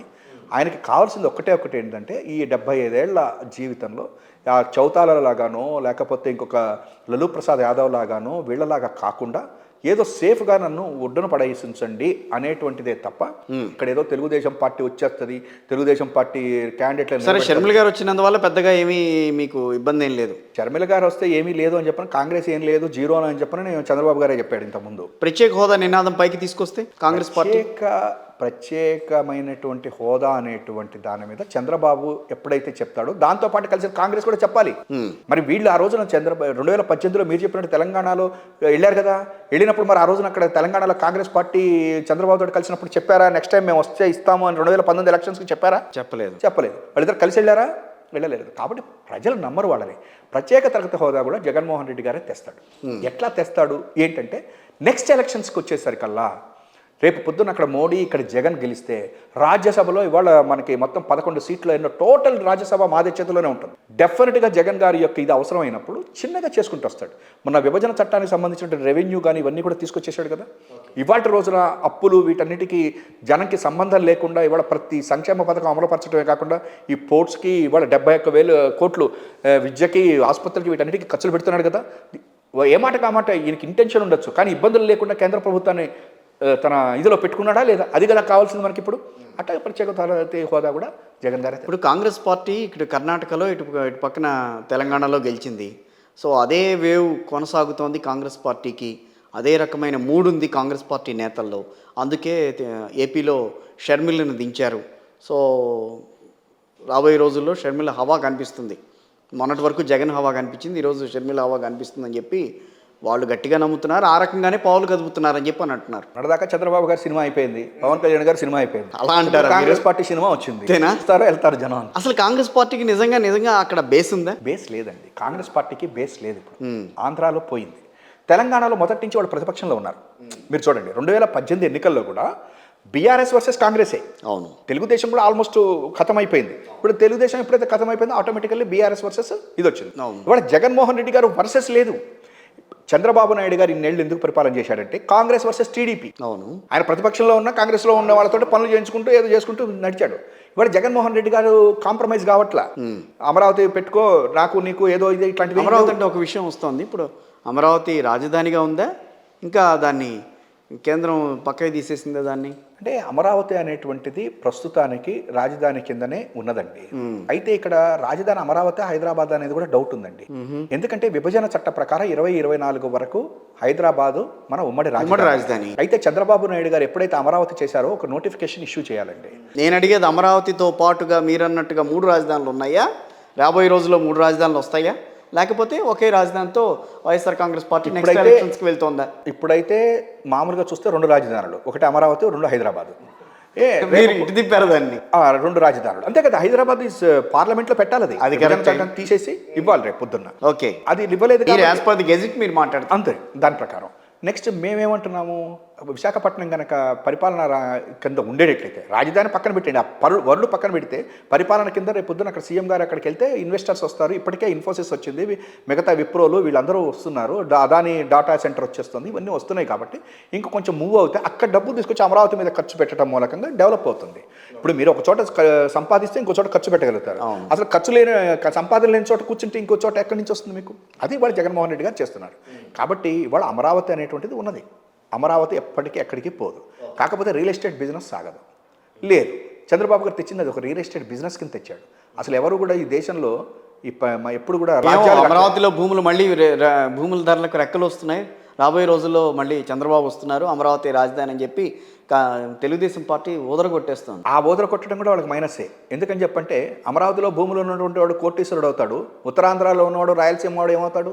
రాయలసీమలో నాకు 1 ఎకరం పొలం ఉంది, ఫర్ ఎగ్జాంపుల్ అనంతపురంలో 1 ఎకరం పొలం ఉంది, నాకు నేనేమన్నా 5 లక్షలు 10 లక్షలతోటే ఉంటానా? ఇక్కడ ఉన్నటువంటి అమరావతిలో ఉన్నటువంటి వాళ్ళు ఏమన్నా చంద్రబాబు నాయుడు గారు చెప్పినట్టు 10 కోట్లు అవుతుందా? అటువంటిప్పుడు నాకెందుకు సంతోషం? అమరావతిలో 10 కోట్లు అయితే నాకేంటి, లేకపోతే నాకేంటి? మొత్తం పరిపాలన. అది వాడు జగన్మోహన్ రెడ్డి గారు ఏం చేస్తున్నారు? మెడికల్ కాలేజీలు అన్ని చోట్ల తెస్తున్నాడు, వైద్య వ్యవస్థను అన్ని చోట్ల తెస్తున్నాడు. ఎప్పుడైతే ఈ గ్రామ సచివాలయాలు ఇవన్నీ వచ్చినాయో మీ ఊర్లో, మీ గ్రామంలో మీ ల్యాండ్ రేట్ పెరిగిపోయింది. ఇంతకుముందు 10 లక్షలు ఉన్నటువంటి వాళ్ళు 20 లక్షలు అయిపోయింది. ఇవాళ రోజున 26 జిల్లాలు చేశాడు. ఎప్పుడైతే జిల్లా అక్కడికి వెళ్ళిందో ఆటోమేటికల్లీ వాడు జిరాక్స్ కాపీ వాడు పెట్టుకునేవాడు ఉంటాడు, ఒక షాప్ అద్దెకు తీసుకుని టీ స్టాల్ పెడతాడు. ఇవన్నీ డెవలప్మెంట్, దట్ ఈస్ డెవలప్మెంట్. సుందరాంశం గారు, మీరు YSR Congress party spokes person అన్న విషయాన్ని పక్కన పెట్టి ఒక ఆంధ్రావాడిగా నిజంగా చెప్పండి, అక్కడ అభివృద్ధి జరిగిందా? ఇప్పటి వరకు నేను నిజంగానే మీతోటి పక్కన పడేద్దామండి, ఏం వైసీపీలో అదే నాకేం పెద్ద ఇది కాదు. ఈ జగన్ గారిది నేను కూడా మొట్టమొదట గెలవంగానే 100 కోట్లు అక్కడ ఉన్నది, 2వ రోజుకే పింఛన్లకి జీతాలకే డబ్బులు లేవని ఆయన చెప్పాడు. యనమల రామకృష్ణుడు గారు వీళ్ళందరూ ఈనాడులో రాశాడు 100 కోట్లే మిగిలింది అని. నేను అనుకున్నాను ఇన్ని సంక్షేమ పథకాలు ఇచ్చాడు, కానీ ఆశ్చర్యం, కోవిడ్ సమయంలో కూడా ఇచ్చాడు. మీకు దేశం మొత్తం కోవిడ్ సమయంలో చాలా ఇబ్బందులు పడ్డారు, కానీ కోవిడ్ సమయంలో ఇంటికి తీసుకుపోయి ఇచ్చాడు కదా. అవును. అంటే ఏంటి, నువ్వేం చేస్తావో నాకు అనవసరం. ఒక తండ్రిగా నీ పిల్లలకి నువ్వు చదివించాలి. నువ్వు అప్పు చేసావా లేకపోతే ఏం చేసావో వీళ్ళు అడగరు నిన్ను, ముందర నువ్వు చదివించాలి వాళ్ళని. ఆ పని ఆ రకంగా సంక్షేమంగా ఉన్న ముఖ్యమంత్రి ఇవాళ వీళ్ళందరికీ అందించాడు కదా, నెంబర్ 1. నేను ఇంకోటి కూడా ఏమనుకుంటా అంటే ఈ అమ్మఒడి ఎందుకు ఇస్తున్నారు అని కొంతమంది క్వశ్చన్లు వేశారు. నేను రియల్గా చెప్తున్నా, ఇవన్నీ మనం ఏదో బయటగా మాట్లాడటం కదా, విత్ ఎక్స్పీరియన్స్. నేను 40 ఏళ్లలో తిరుగుతూ ఈ పాలిటిక్స్లో చూస్తున్నా కదా. విద్యకి పంపించాలి అంటే భయపడటం. నాకు 2 పిల్లలు 3 పిల్లలు ఉంటారు. ఆమె ఏం చేస్తుంది, ఆ 3 పిల్లలు కూడా తనతో పాటు తీసుకుని వెళ్తారు. వాళ్ళ 3 కూడా 300 సంపాదిస్తారు, ఈ ఒక 300 సంపాదిస్తుంది, 600 రూపాయలు తీసుకుని వస్తారు, ఆయన ఇంకొక 300 పట్టుకొస్తారు. ఇది జీవన విధానం. కానీ ఇప్పుడు ఏం చేసి పారేశాడు, నువ్వు పిల్లల్ని తీసుకుని వెళ్ళమాక, నీకు డబ్బులు ఇస్తున్నాను, మరి మా పిల్లాడికి తిండి ఎట్లా అయ్యామంటే గోరుముద్ద తినిపిస్తా, మరి డ్రెస్సులు కొనుక్కోవాలి కదా, ఇస్తాను. పిల్లలకి డ్రెస్ స్కూల్లో, మరి పుస్తకాలు ఎక్కడి నుంచి వస్తాయి, అడిగి నేను ఇవన్నీ ఇస్తున్నా. ఇక మీకు ఇప్పుడు ఇది కదా డెవలప్మెంట్ అంటే, ఇది కాదా డెవలప్మెంట్? మానవ వనరుల అభివృద్ధి కదా. హ్యూమన్ రిసోర్స్ నువ్వు డెవలప్ చేసుకోకపోతే ఇవాళ రోజున సాఫ్ట్వేర్ ఇంజనీర్ల కింద మన వాళ్ళందరూ వెళ్తుంటే చంద్రబాబు చెప్తాడు నేనే తెచ్చాను సాఫ్ట్వేర్ అంటాడు. ఇది తేవటం ఏంటి నా బొంద? 95లోనే మనకు సెల్ ఫోన్ వచ్చిందండి. ఆయన చెప్తుంటే నాకు నవ్వొస్తుంది. జ్యోతి బస్సు సుఖరామ్ తోటి మాట్లాడాడు. The first call from Jyoti Basu to ఇది 95 జూన్. ఈ చంద్రబాబు నాయుడు ఎప్పుడయ్యాడు సీఎం? ఆయన చెప్తాడు నేనే వచ్చాకే వచ్చింది అంటాడు. టెలిఫోన్, కంప్యూటర్ ఈయన రావడం ఏంటంటే రాజీవ్ గాంధీ టైంలో వచ్చింది. టెక్నాలజీ వచ్చాడు పాపం. అంటే నేనేమని చెప్తానంటే ఇంత చేసిన తర్వాత నీకు ఇంగ్లీష్ వచ్చి ఉండాలిగా. ఇవాళ మన సౌత్లో ముఖ్యంగా మన ఆంధ్ర నుంచి వెళ్ళారనుకుందాం, వీళ్ళందరికీ ఏంటి అడ్వాంటేజ్? నాలెడ్జ్, ఇంగ్లీష్, ఆ ప్రొనౌన్సియేషన్, అది తీసుకొచ్చి ఇంగ్లీష్ పెట్టేశాడు. ఇప్పుడు మీకు ఎక్కడికి వెళ్తారు? ఈ మానవ వనరులు ఏంటంటే నేను ఆంధ్రప్రదేశ్లో గుంటూరులోనే కూర్చుని నా పిల్లలు ఇక్కడే ఉండాలని కోరుకోవట్లేదు కదా. వీళ్ళు అంటారు నువ్వు గనక పరిశ్రమలు తెస్తాడు, పరిశ్రమలు తెచ్చినా బయటికి వెళ్ళాలా, ఎక్స్పోజర్ కావాలా, దేశం మొత్తం పాకాలా, వెళ్ళిపోవాలి. అది ఇవాళ జగన్మోహన్ రెడ్డి గారి మొదలు నేను ఎక్కడికైనా బతుకుతా, నాకు ఇంగ్లీష్ వచ్చింది, మంచి ప్రొనౌన్సియేషన్. ఇవాళ really English is the most important అండి. సైకలాజికల్గా కూడా మనకి ఇన్ఫీరియారిటీ ఉంటుంది ఇంగ్లీష్ బాగా మాట్లాడేవాడి ముందు నుంచున్నప్పుడు. ఆ కాన్వెంట్లలో చదువుకొచ్చినాడు, ఆ కార్పొరేట్ స్కూళ్ళలో వచ్చినవాడు. కానీ ఇవాళ వీళ్ళే తయారవుతున్నారు, ఆడు భయపడుతున్నాడు ఆ కార్పొరేట్ స్కూల్ ఆడు, ఎందుకంటే రాజ్యసమితి దాకా వెళ్ళిపోయారు. అందుకని నిజంగా అభివృద్ధి జరుగుతుందండి. అయితే ప్రచారం చేసుకోవట్లా. అది చేయకపోతే నష్టం ఈయనకు కాదు, దేశానికి. అనేటువంటిది రాష్ట్రానికి సంబంధించి దేశానికి ఎందుకు వెళ్ళారు? ఇప్పుడు మీరు ఈ యొక్క ఇవన్నీ చెప్పాలి. ఏమని? పోర్ట్స్ నేను కట్టుకున్నాను. ఇప్పుడు మోడీ గారు వచ్చి ఏమన్నాడు? గుజరాత్ మోడల్ అభివృద్ధి అన్నాడు. అన్నాడా? అంటేనేగా ప్రధానమంత్రి అయ్యాడు. మరి ఇప్పుడు జగన్మోహన్ రెడ్డి గారు కూడా చెప్తేనేగా అయ్యేది. ఈయన ప్రధానమంత్రిని కాదండు, ఈయన చెప్పాలి కదా స్పోర్ట్స్ కట్టాలి, ఇట్లా చేయాలి అని. అందుకనే నేను చెప్తున్నా, నువ్వు చేస్తున్న అభివృద్ధి దేశం మొత్తం తెలియాలి, వాళ్ళు కూడా దాన్ని ఇంప్లిమెంట్ చేయాలి, దేశం ముందుకెళ్ళాలి. ఇప్పుడు మధ్యప్రదేశ్, రాజస్థాన్, మీరు ఇందాక అన్నారు మధ్యప్రదేశ్ వాళ్ళు వచ్చారు, రాజస్థాన్ వాళ్ళు కూడా వచ్చి ఇక్కడ చూసుకెళ్లారు విద్యా విధానం ఎట్లుంది అని చెప్పని చూసి సరే, ఈ వాలంటరీ వ్యవస్థ మీద వ్యతిరేకత అనేది లేదా? వాలంటరీ వ్యవస్థ వ్యతిరేకత ఒక 20-25% మనకు ఓట్లేని వాళ్ళు ఎప్పుడు ఉంటారు కదా. ఇప్పుడు తెలుగుదేశం పార్టీకి సంబంధించినటువంటి వాళ్ళు ఎవరైనా ఉంటారా? వాళ్ళు ఓట్లు వేస్తారా? మాకు కమ్యూనిస్ట్ వాళ్ళకి సంబంధించిన వాళ్ళు ఎవరైనా ఓట్లు వేస్తారా? వాళ్ళు కాదు, జనంలోనే వ్యతిరేకత రాదంటారా? జనం వాళ్ళే, జనంలోనే ఇంకా జనం వాళ్ళు పథకాలు తీసుకుంటున్నారుగా, వాళ్ళు కూడా అయినా ఓటేస్తారా? వేయరు. దాని అంతా చేయడం లేదు. మౌత్ పబ్లిసిటీ చేయడానికి అని చెప్పి ఒక్కొక్కళ్ళని 35,000 శాలరీ ఇచ్చి మరీ కూర్చోబెట్టారని చెప్పి మొన్న నేను ఒక చోట చదివాను. నేను అది నిజమేనండి. కానీ సబ్జెక్టు కరెక్షను రోసయ్య గారు అనుకుంటానండి, నాకు మీకు కూడా తెలిసేవాడు, సీనియర్ జన్ బస్సులో ఎక్కేవాళ్ళంట. ఎక్కి కూర్చుని అబ్బా మన బాబు గారు వేసిన బస్సు అమ్మా, అసలు ఏం సంబంధం లేదు ఆమెకి, ఆ ముసలాముకి సంబంధం లేదు, ఊళ్ళో ఎక్కుతుంది మన గుంటూరు వస్తుంది అనుకోండి ఫర్ ఎగ్జాంపుల్. అబ్బా బాబుగారు వేసినటువంటి బస్సు అమ్మ ఎంత చేశాడో ఏం చేస్తాడో అనేవాళ్ళట. అది ఏదో రోసయ్య గారు అనుకుంటా నాకు గుర్తున్నంత. అది ఆ పబ్లిసిటీ చంద్రబాబు మొదటి నుంచి చేసుకున్నాడు. ఇవాళ ఏదో 3,000 కూడా చేసింది అదే కదా, ఫ్రీగా చేసేవాళ్ళు. ఇప్పుడు ఆ చేయడానికి కూడా డబ్బులు అడుగుతున్నట్టున్నారు, ఇస్తున్నాడు ఈయన, అంతే తేడా. అయితే అవన్నీ పనికిరావండి. ఇవాళ ఊళ్ళో ఉన్న, ఇప్పుడు ఉద్దానంలో ఉన్నటువంటి వాళ్ళకి చంద్రబాబు నాయుడు పోయి నేను చేద్దాం అనుకున్నా చేయలేకపోయా అంటే పోయా బయటికి అంటారు. ఇప్పుడు ఒక చోట స్కూలు కాలేజీ బ్రహ్మాండంగా నాడు నేడులో కట్టినటువంటి చోటకు పోయి నేను విద్యా వ్యవస్థ నేనే తెద్దాం అనుకున్నా, ఇంగ్లీష్ మీడియం నేనే పెట్టాను, అప్పుడే చేశాను అని చెప్పంటే సర్లేరా అని నవ్వుకుంటారు. ఎందుకంటే కట్టేసి ఒక ఎదురుకుండా. ఇప్పుడు పోర్టు ఆ రామాయపట్నం పోయేసి, రామాయపట్నం పోర్టు ఎప్పుడు పెట్టాలి? విభజన చట్టంలో ఉంది రామాయపట్నం పోర్టు. మరి కట్టాడా చంద్రబాబు నాయుడు 5 ఏళ్లలో? మరి ఈయనట్లా కట్టగలిగాడు? నీ రెవెన్యూ ఆయన రెవెన్యూ ఒకటేగా. పోనీ అప్పులు చేశాడు అంటున్నావుగా, నువ్వు అప్పులు చేసావుగా, పోయి బాండ్స్ స్టాక్ ఎక్స్చేంజ్లో 2,000 కోట్లకు పెట్టావుగా. అక్కడ వడ్డీ ఎంత అనుకుంటున్నారు? 10.5%. ఇవాళ ఎవరు మాట్లాడలేదు. 10.5% ఇంట్రెస్ట్ 2,000 కోట్ల మీద నువ్వు పే చేయాల్సింది. ఎవరి దగ్గర ఉన్న ఆ షేర్లు ఇవన్నీ కూడా తీయాలిగా. అంటే నేను ఒక్కటే చెప్తున్నాను, అభివృద్ధి జరుగుతుంది, ప్రచారం అవసరం. ఇప్పుడు ప్రచారం అవసరం. బహుశాగా ప్రభుత్వం కూడా, జగన్ గారు కూడా దీని మీద దృష్టి పెడతాడు. నేనేం పెట్టాడని చెప్పను అన్నాను. పాలిటిక్స్ నుంచి కొంచెం పక్కకు వద్దాం. ఏపీసీసీ లీగల్ సెల్ చైర్మన్గా చేశారు, సరే అంటే కాంగ్రెస్ పార్టీ. సో ఈరోజు మళ్ళీ కాంగ్రెస్ పార్టీ కొంచెం పైకి వచ్చే ఛాన్సెస్ ఉన్నాయని చెప్పి, సో షర్మిల గారు వెళ్ళిన తర్వాత వస్తుందేమో అని అనుకుంటున్నారు. సరే ఆ విషయం పక్కన పెట్టి, ఆ తర్వాత మీరు వైఎస్ఆర్ కాంగ్రెస్ పార్టీలోకి వచ్చారు. ఒక చార్టెడ్ అకౌంటెంట్, ఒక లాయర్. సో ఇవన్నీ చేస్తూ వైఎస్ఆర్ కాంగ్రెస్ పార్టీలో మీకు సముచిత స్థానం దక్కిందని భావిస్తున్నారా? మీరు ఒక చిన్న దీంట్లో కరెక్షన్స్ ఉన్నాయి కొన్ని. నేను పూర్తిగా కాంగ్రెస్ పార్టీకి వ్యతిరేకం. నేను గుంటూరు టీజేపీఎస్ కాలేజీలో 1982లో విద్యార్థి పరిషత్ తరఫున ప్రెసిడెంట్గా గెలిచాను ఫస్ట్ టైం. తర్వాత నేను లాల్ కృష్ణ అద్వానీ గారు, మన రాజమాత విజయరాజ్ సింధియా గారు, వాజ్పేయి గారి పక్కన గుంటూరు అసెంబ్లీ దీనికి 83లో స్పీచ్లు ఇచ్చాను. అక్కడి నుంచి ఇక మనకు వద్దు ఇది, పాకిస్తాన్లో కూడా బీజేపీ జెండా ఎగురుతుందేమో కానీ ఆంధ్రప్రదేశ్లో ఈ నాయకులు ఉన్నంతకాలం వేస్ట్ మనకి అనుకుని వదిలేసేసాను. అందుకని వదిలేసేసి రాజకీయాలు వచ్చేసాను మాట వాస్తవం. నేను మళ్ళీ ఇంకొకటి కూడా చెప్తున్నా, 2006లో ఫస్ట్ టైము రాజశేఖర్ రెడ్డి గారు లైవ్ పెట్టారు. తను ముఖ్యమంత్రితో ముఖాముఖి అని చెప్పని దూరదర్శన్లో పెట్టారు. అప్పుడు ఒక్కొక్క ఫీల్డ్ నుంచి ఒక 20 మందో ఎంతమందినో పట్టుకుని వచ్చారు. పత్తూరు వెంకటేశ్వరరావు గారు లాంటి వాళ్ళు ఎట్లా అందరూ వచ్చారు. నేను అప్పుడు వరల్డ్ ఈ షిప్పింగ్ వీటికి సంబంధించి ఒక అడ్వైజర్ కింద ఉన్నా. ఓకే, నన్ను కూడా పిలిచారు. ఏది షిప్పింగ్లు, లేకపోతే ఇప్పుడు ఈ లాజిస్టిక్స్, ఎయిర్పోర్ట్స్ వీటి మీద నన్ను కూడా పిలిచారు. పిలిస్తే నేను రాజశేఖర రెడ్డి గారిని చూడటం ఫస్ట్ టైం. చూసిన తర్వాత ఆయన చాలా చిన్నగా జాగ్రత్త ఒక ఇదిలో, ఎందుకంటే లైవ్ కదా, ఆయన జాగ్రత్తగా మాట్లాడాలని చెప్పారేమో మరి మనకు తెలియదు, మాట్లాడారు. నా దగ్గరికి వచ్చేసరికి నేను ఇంకా ఆయన మీద మీరు ఏమన్నా హైటెక్ చీఫ్ మినిస్టర్ అవుదాం అనుకుంటున్నారా ఇది అనేసరికి ఆయన ఇట్లా కొట్టి లేచి, కాదు ఇట్లా చేస్తున్నాను అప్పుడే చెప్పాడు ఆయన. కాకినాడ పోర్ట్, మన కృష్ణపట్నం పోర్ట్, ఎయిర్పోర్ట్స్, అసలు ఎవరి టైంలో వచ్చింది శంషాబాద్ ఎయిర్పోర్టు? మన రాజశేఖర రెడ్డి గారి టైంలో 2004లో స్టార్ట్ అయితే 2008 కల్లా దాన్ని చేయించాడు. అది అంతే కదా, అక్కడే కదా ఇప్పుడు ఈనాడుతో గొడవ రావడం, రామోజీరావు గారితో గొడవ రావడం, ఆ రోడ్డుకు సంబంధించి అది మురళీమోహన్ తోటి కూడా. మురళీమోహన్ ఔటర్ రింగ్ రోడ్ వ్యవహారం, పివి నరసింహారావు ఎక్స్ప్రెస్ వే ఈ ఆయన సగం వదిలేసేసి వెళ్ళిపోతే దాన్ని గబగబా పూర్తి చేయించాడు. ఇవి జరిగినప్పుడు బయటకు వచ్చిన తర్వాత రాజశేఖర రెడ్డి గారు అక్కడ ఉన్న వాళ్ళతో చెప్పారు, ఆయన ఇడే ఎయిర్పోర్ట్స్ ఆయన ఇడేనే పిలిస్తే వెళ్ళి నమస్తే అని అంటే, రాను ఒకసారి రా నా దగ్గరికి అన్నాడు. అలా ఎందుకంటే మన కాంగ్రెస్ అంటే నప్పదు. రాజశేఖర రెడ్డి గారి మీద ఏంటంటే ఒక రకమైన మనకి తెలియకుండానే ఒక వ్యక్తి మీద ఒక రకమైన అభిమానం ఉంటుంది. హీరోయిజం ఆయన యొక్క ఇది మీద, అంతే తప్ప నాకు పెద్దగా ఇది లేదు. నేను 2006లోనే వెళ్ళాల్సింది. సో కాంగ్రెస్ పార్టీ వాసన అయితే లేదు మీలో? వస్తా. మా బాబాయి మా పెదనాన్నగారు వీళ్ళు కాంగ్రెస్, నేను ఇందులో ఆర్ఎస్ఎస్లో ఉన్నానని బాగా తిట్టుకునేవాళ్ళు. నన్ను మా ఫాదర్తో చాలా గొడవలు కూడా ఉండేవి నాకు. మా గుంటూరులో చాలామందికి తెలుసు, నా ఏజ్ వీళ్ళందరికీ కూడాను.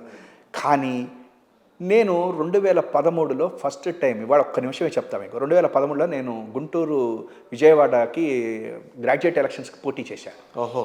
చేసినప్పుడు నేను రిక్వెస్ట్ చేశాను, ఎట్లయినా జగన్ గారి యొక్క సపోర్ట్ తోటి నిలబడాలి అని కోరిక. కానీ మనకేమైనా డైరెక్ట్ యాక్సెస్ లేక సోమయాజులు గారి దగ్గరికి వెళ్ళాం. పాపం ఆయన నా కోసం బాగా ట్రై చేశాడు, పెద్ద ఆయన లేరు ఇవాళ. కానీ చేస్తూ ఉన్నప్పుడు మళ్ళీ పోయి నేను సజ్జల రామకృష్ణారెడ్డి గారిని నా క్లయింట్ కమ్ ఫ్రెండ్ ఒక ఆయనతో వెళ్ళి కలిస్తే, మేము పోటీ చేయమండి ఎందుకంటే 14 ఎలక్షన్స్, రెండోది గ్రాడ్యుయేట్ వీటికి మాకు ఇది లేదు అని చెప్పారు. సరే ఏదో పోటీ చేశాను, సరే ఓడిపోయాం, అది అయిపోయింది. ఓడిపోయిన తర్వాత ఎప్పుడు జగన్ గారి గురించి ఎందుకంటే హీరోయిజం అనేది ఎందుకు అడుగుతున్నాడు, 2011లో బయటకు వచ్చాడు, కాంగ్రెస్ నుంచి బయటకు వచ్చి నిలబడ్డాడు కదా, మనకి నచ్చింది అది. ఇప్పుడు ఇక్కడ పర్సనల్ కనెక్షన్ ఇందాక చెప్పా, పీపుల్ తోటి కనెక్ట్ అవుతున్నాడు అనేది. అందుకే నాతో ఎందుకు కనెక్ట్ అయ్యాడంటే, ఎస్ కాంగ్రెస్ నుంచి బయటకు వచ్చాడు, నిలబడ్డాడు, గెలిచాడు, 5 లక్షల ఓట్ల మెజారిటీ, అది మనకు ఒక ఇన్స్పిరేషన్. ఎస్ అట్లుండాలి నాయకుడు అంటే అనేది ఇన్స్పిరేషన్. అంతే తప్ప ఆయన ఏదో మనల్ని పిలుస్తాడు, ఇది చేస్తాడు, ఇవన్నీ మనకు తెలియదు. అయితే అక్కడికి వచ్చేసరికి ఏమైందంటే 2014లో అన్ఎక్స్పెక్టెడ్గా నేను పోయి దీంట్లో కూర్చున్నాను. కాంగ్రెస్లో ఫ్రెండ్స్ ఉన్నారు కదా మన వాళ్ళు ఏమన్నారంటే వచ్చి ఎలక్షన్స్ అంటే, నాకు ఐడియా ఏంటంటే జగన్ గారు ఏం చేస్తుంది 2014 ఎలక్షన్స్ తిరుగుతుందని నేను కూర్చున్నా, అంతే తప్ప నాకేం లేదు. అదో ఎలక్షన్ సెల్ ఇచ్చారు, కూర్చున్నా. అప్పుడు మీరు నాకు గుర్తున్నంత వరకు నేమాన్ భాస్కర్ గారు, మీరందరూ అదేదో ఛానల్లో ఉండేవారు, అదే ఛానల్ ఎక్స్ప్రెస్ టీవీలో ఉండేవారు. ఈ నేమాన్ భాస్కర్ గారు మా ఆఫీస్కి ఫోన్ చేసి కాంగ్రెస్ నుంచి ఎవరోడని పంపించమన్నారు. నేను కాంగ్రెస్ పార్టీ ఏదైనా వద్దన్నా, కానీ పంపించారు. నాకు బాగా గుర్తుంటే ఫస్ట్ ఇంటర్వ్యూ చేసింది మీరే, నాకు గుర్తుంది కదా. నేమాన్ భాస్కర్ వచ్చాడు. నేమాన్ భాస్కర్ గారు వచ్చేసి లేదు రమ్మనమంటే ఎంబడబడితే వచ్చా, కూర్చున్నా, ఏదో కాంగ్రెసే కదా అని మాట్లాడా. ఆ మాట్లాడటం ఎంతవరకు వెళ్ళిందంటే కాంగ్రెస్ వాయిస్ శర్మ వాయిస్ అన్నట్టు వెళ్ళిపోయింది. అంతే వెళ్ళిపోయింది. అయితే మా ఫాదర్ ఆనందంగా ఉన్నారు, బికాస్ ఇది. అయితే అన్నిటికంటే జరిగింది ఏంటంటే, మా ఫాదరు 2014లో చనిపోయిన తర్వాత రఘువీరారెడ్డి గారు మా ఇంటికి వచ్చాడు. That day I felt he has given a respect to my father as a కాంగ్రెస్లో ఉన్న దానికి. ఒక కాంగ్రెస్ ప్రెసిడెంట్ వచ్చాడంటే ఒక చిన్న ఇది వచ్చింది. ఈయన నన్ను వదిలిపెట్టకుండా తీసుకెళ్ళి భుజం మీద చేసి మీరు చెప్పినట్టుగా కూర్చోబెట్టి కాంగ్రెస్ పెట్టి ఉమన్ చాందీ గారితో పరిచయం అయ్యారు. ఆయనతో 2 ఏళ్ళు తిరిగా, ఎక్సలెంట్. అయితే ఎప్పుడూ కూడా సాక్షి దాంట్లో కానీ ఎక్కడైనా సరే జగన్ గురించి మాట్లాడేవాడిని. కానీ ఎంత మాట్లాడినా, నా మీద ఎన్ని కంప్లైంట్స్ వచ్చినా, మా రఘువీరారెడ్డి గారు కానీ వాళ్ళు ఎవ్వరూ కూడా నవ్వేవారే తప్ప, అన్న సాక్షిలో మనవాడే కూర్చునేది, స్టార్టింగ్ కాంగ్రెస్ ఉంటుంది, ఎండింగ్ జగన్ ఉంటుంది అని ఎన్ని చెప్పినా, నా మీద ఎన్ని కంప్లైంట్స్ వచ్చినా నవ్వేసి ఊరుకునేవాడు రఘువీరారెడ్డి గారు, ఏమనేవాడు కాదు.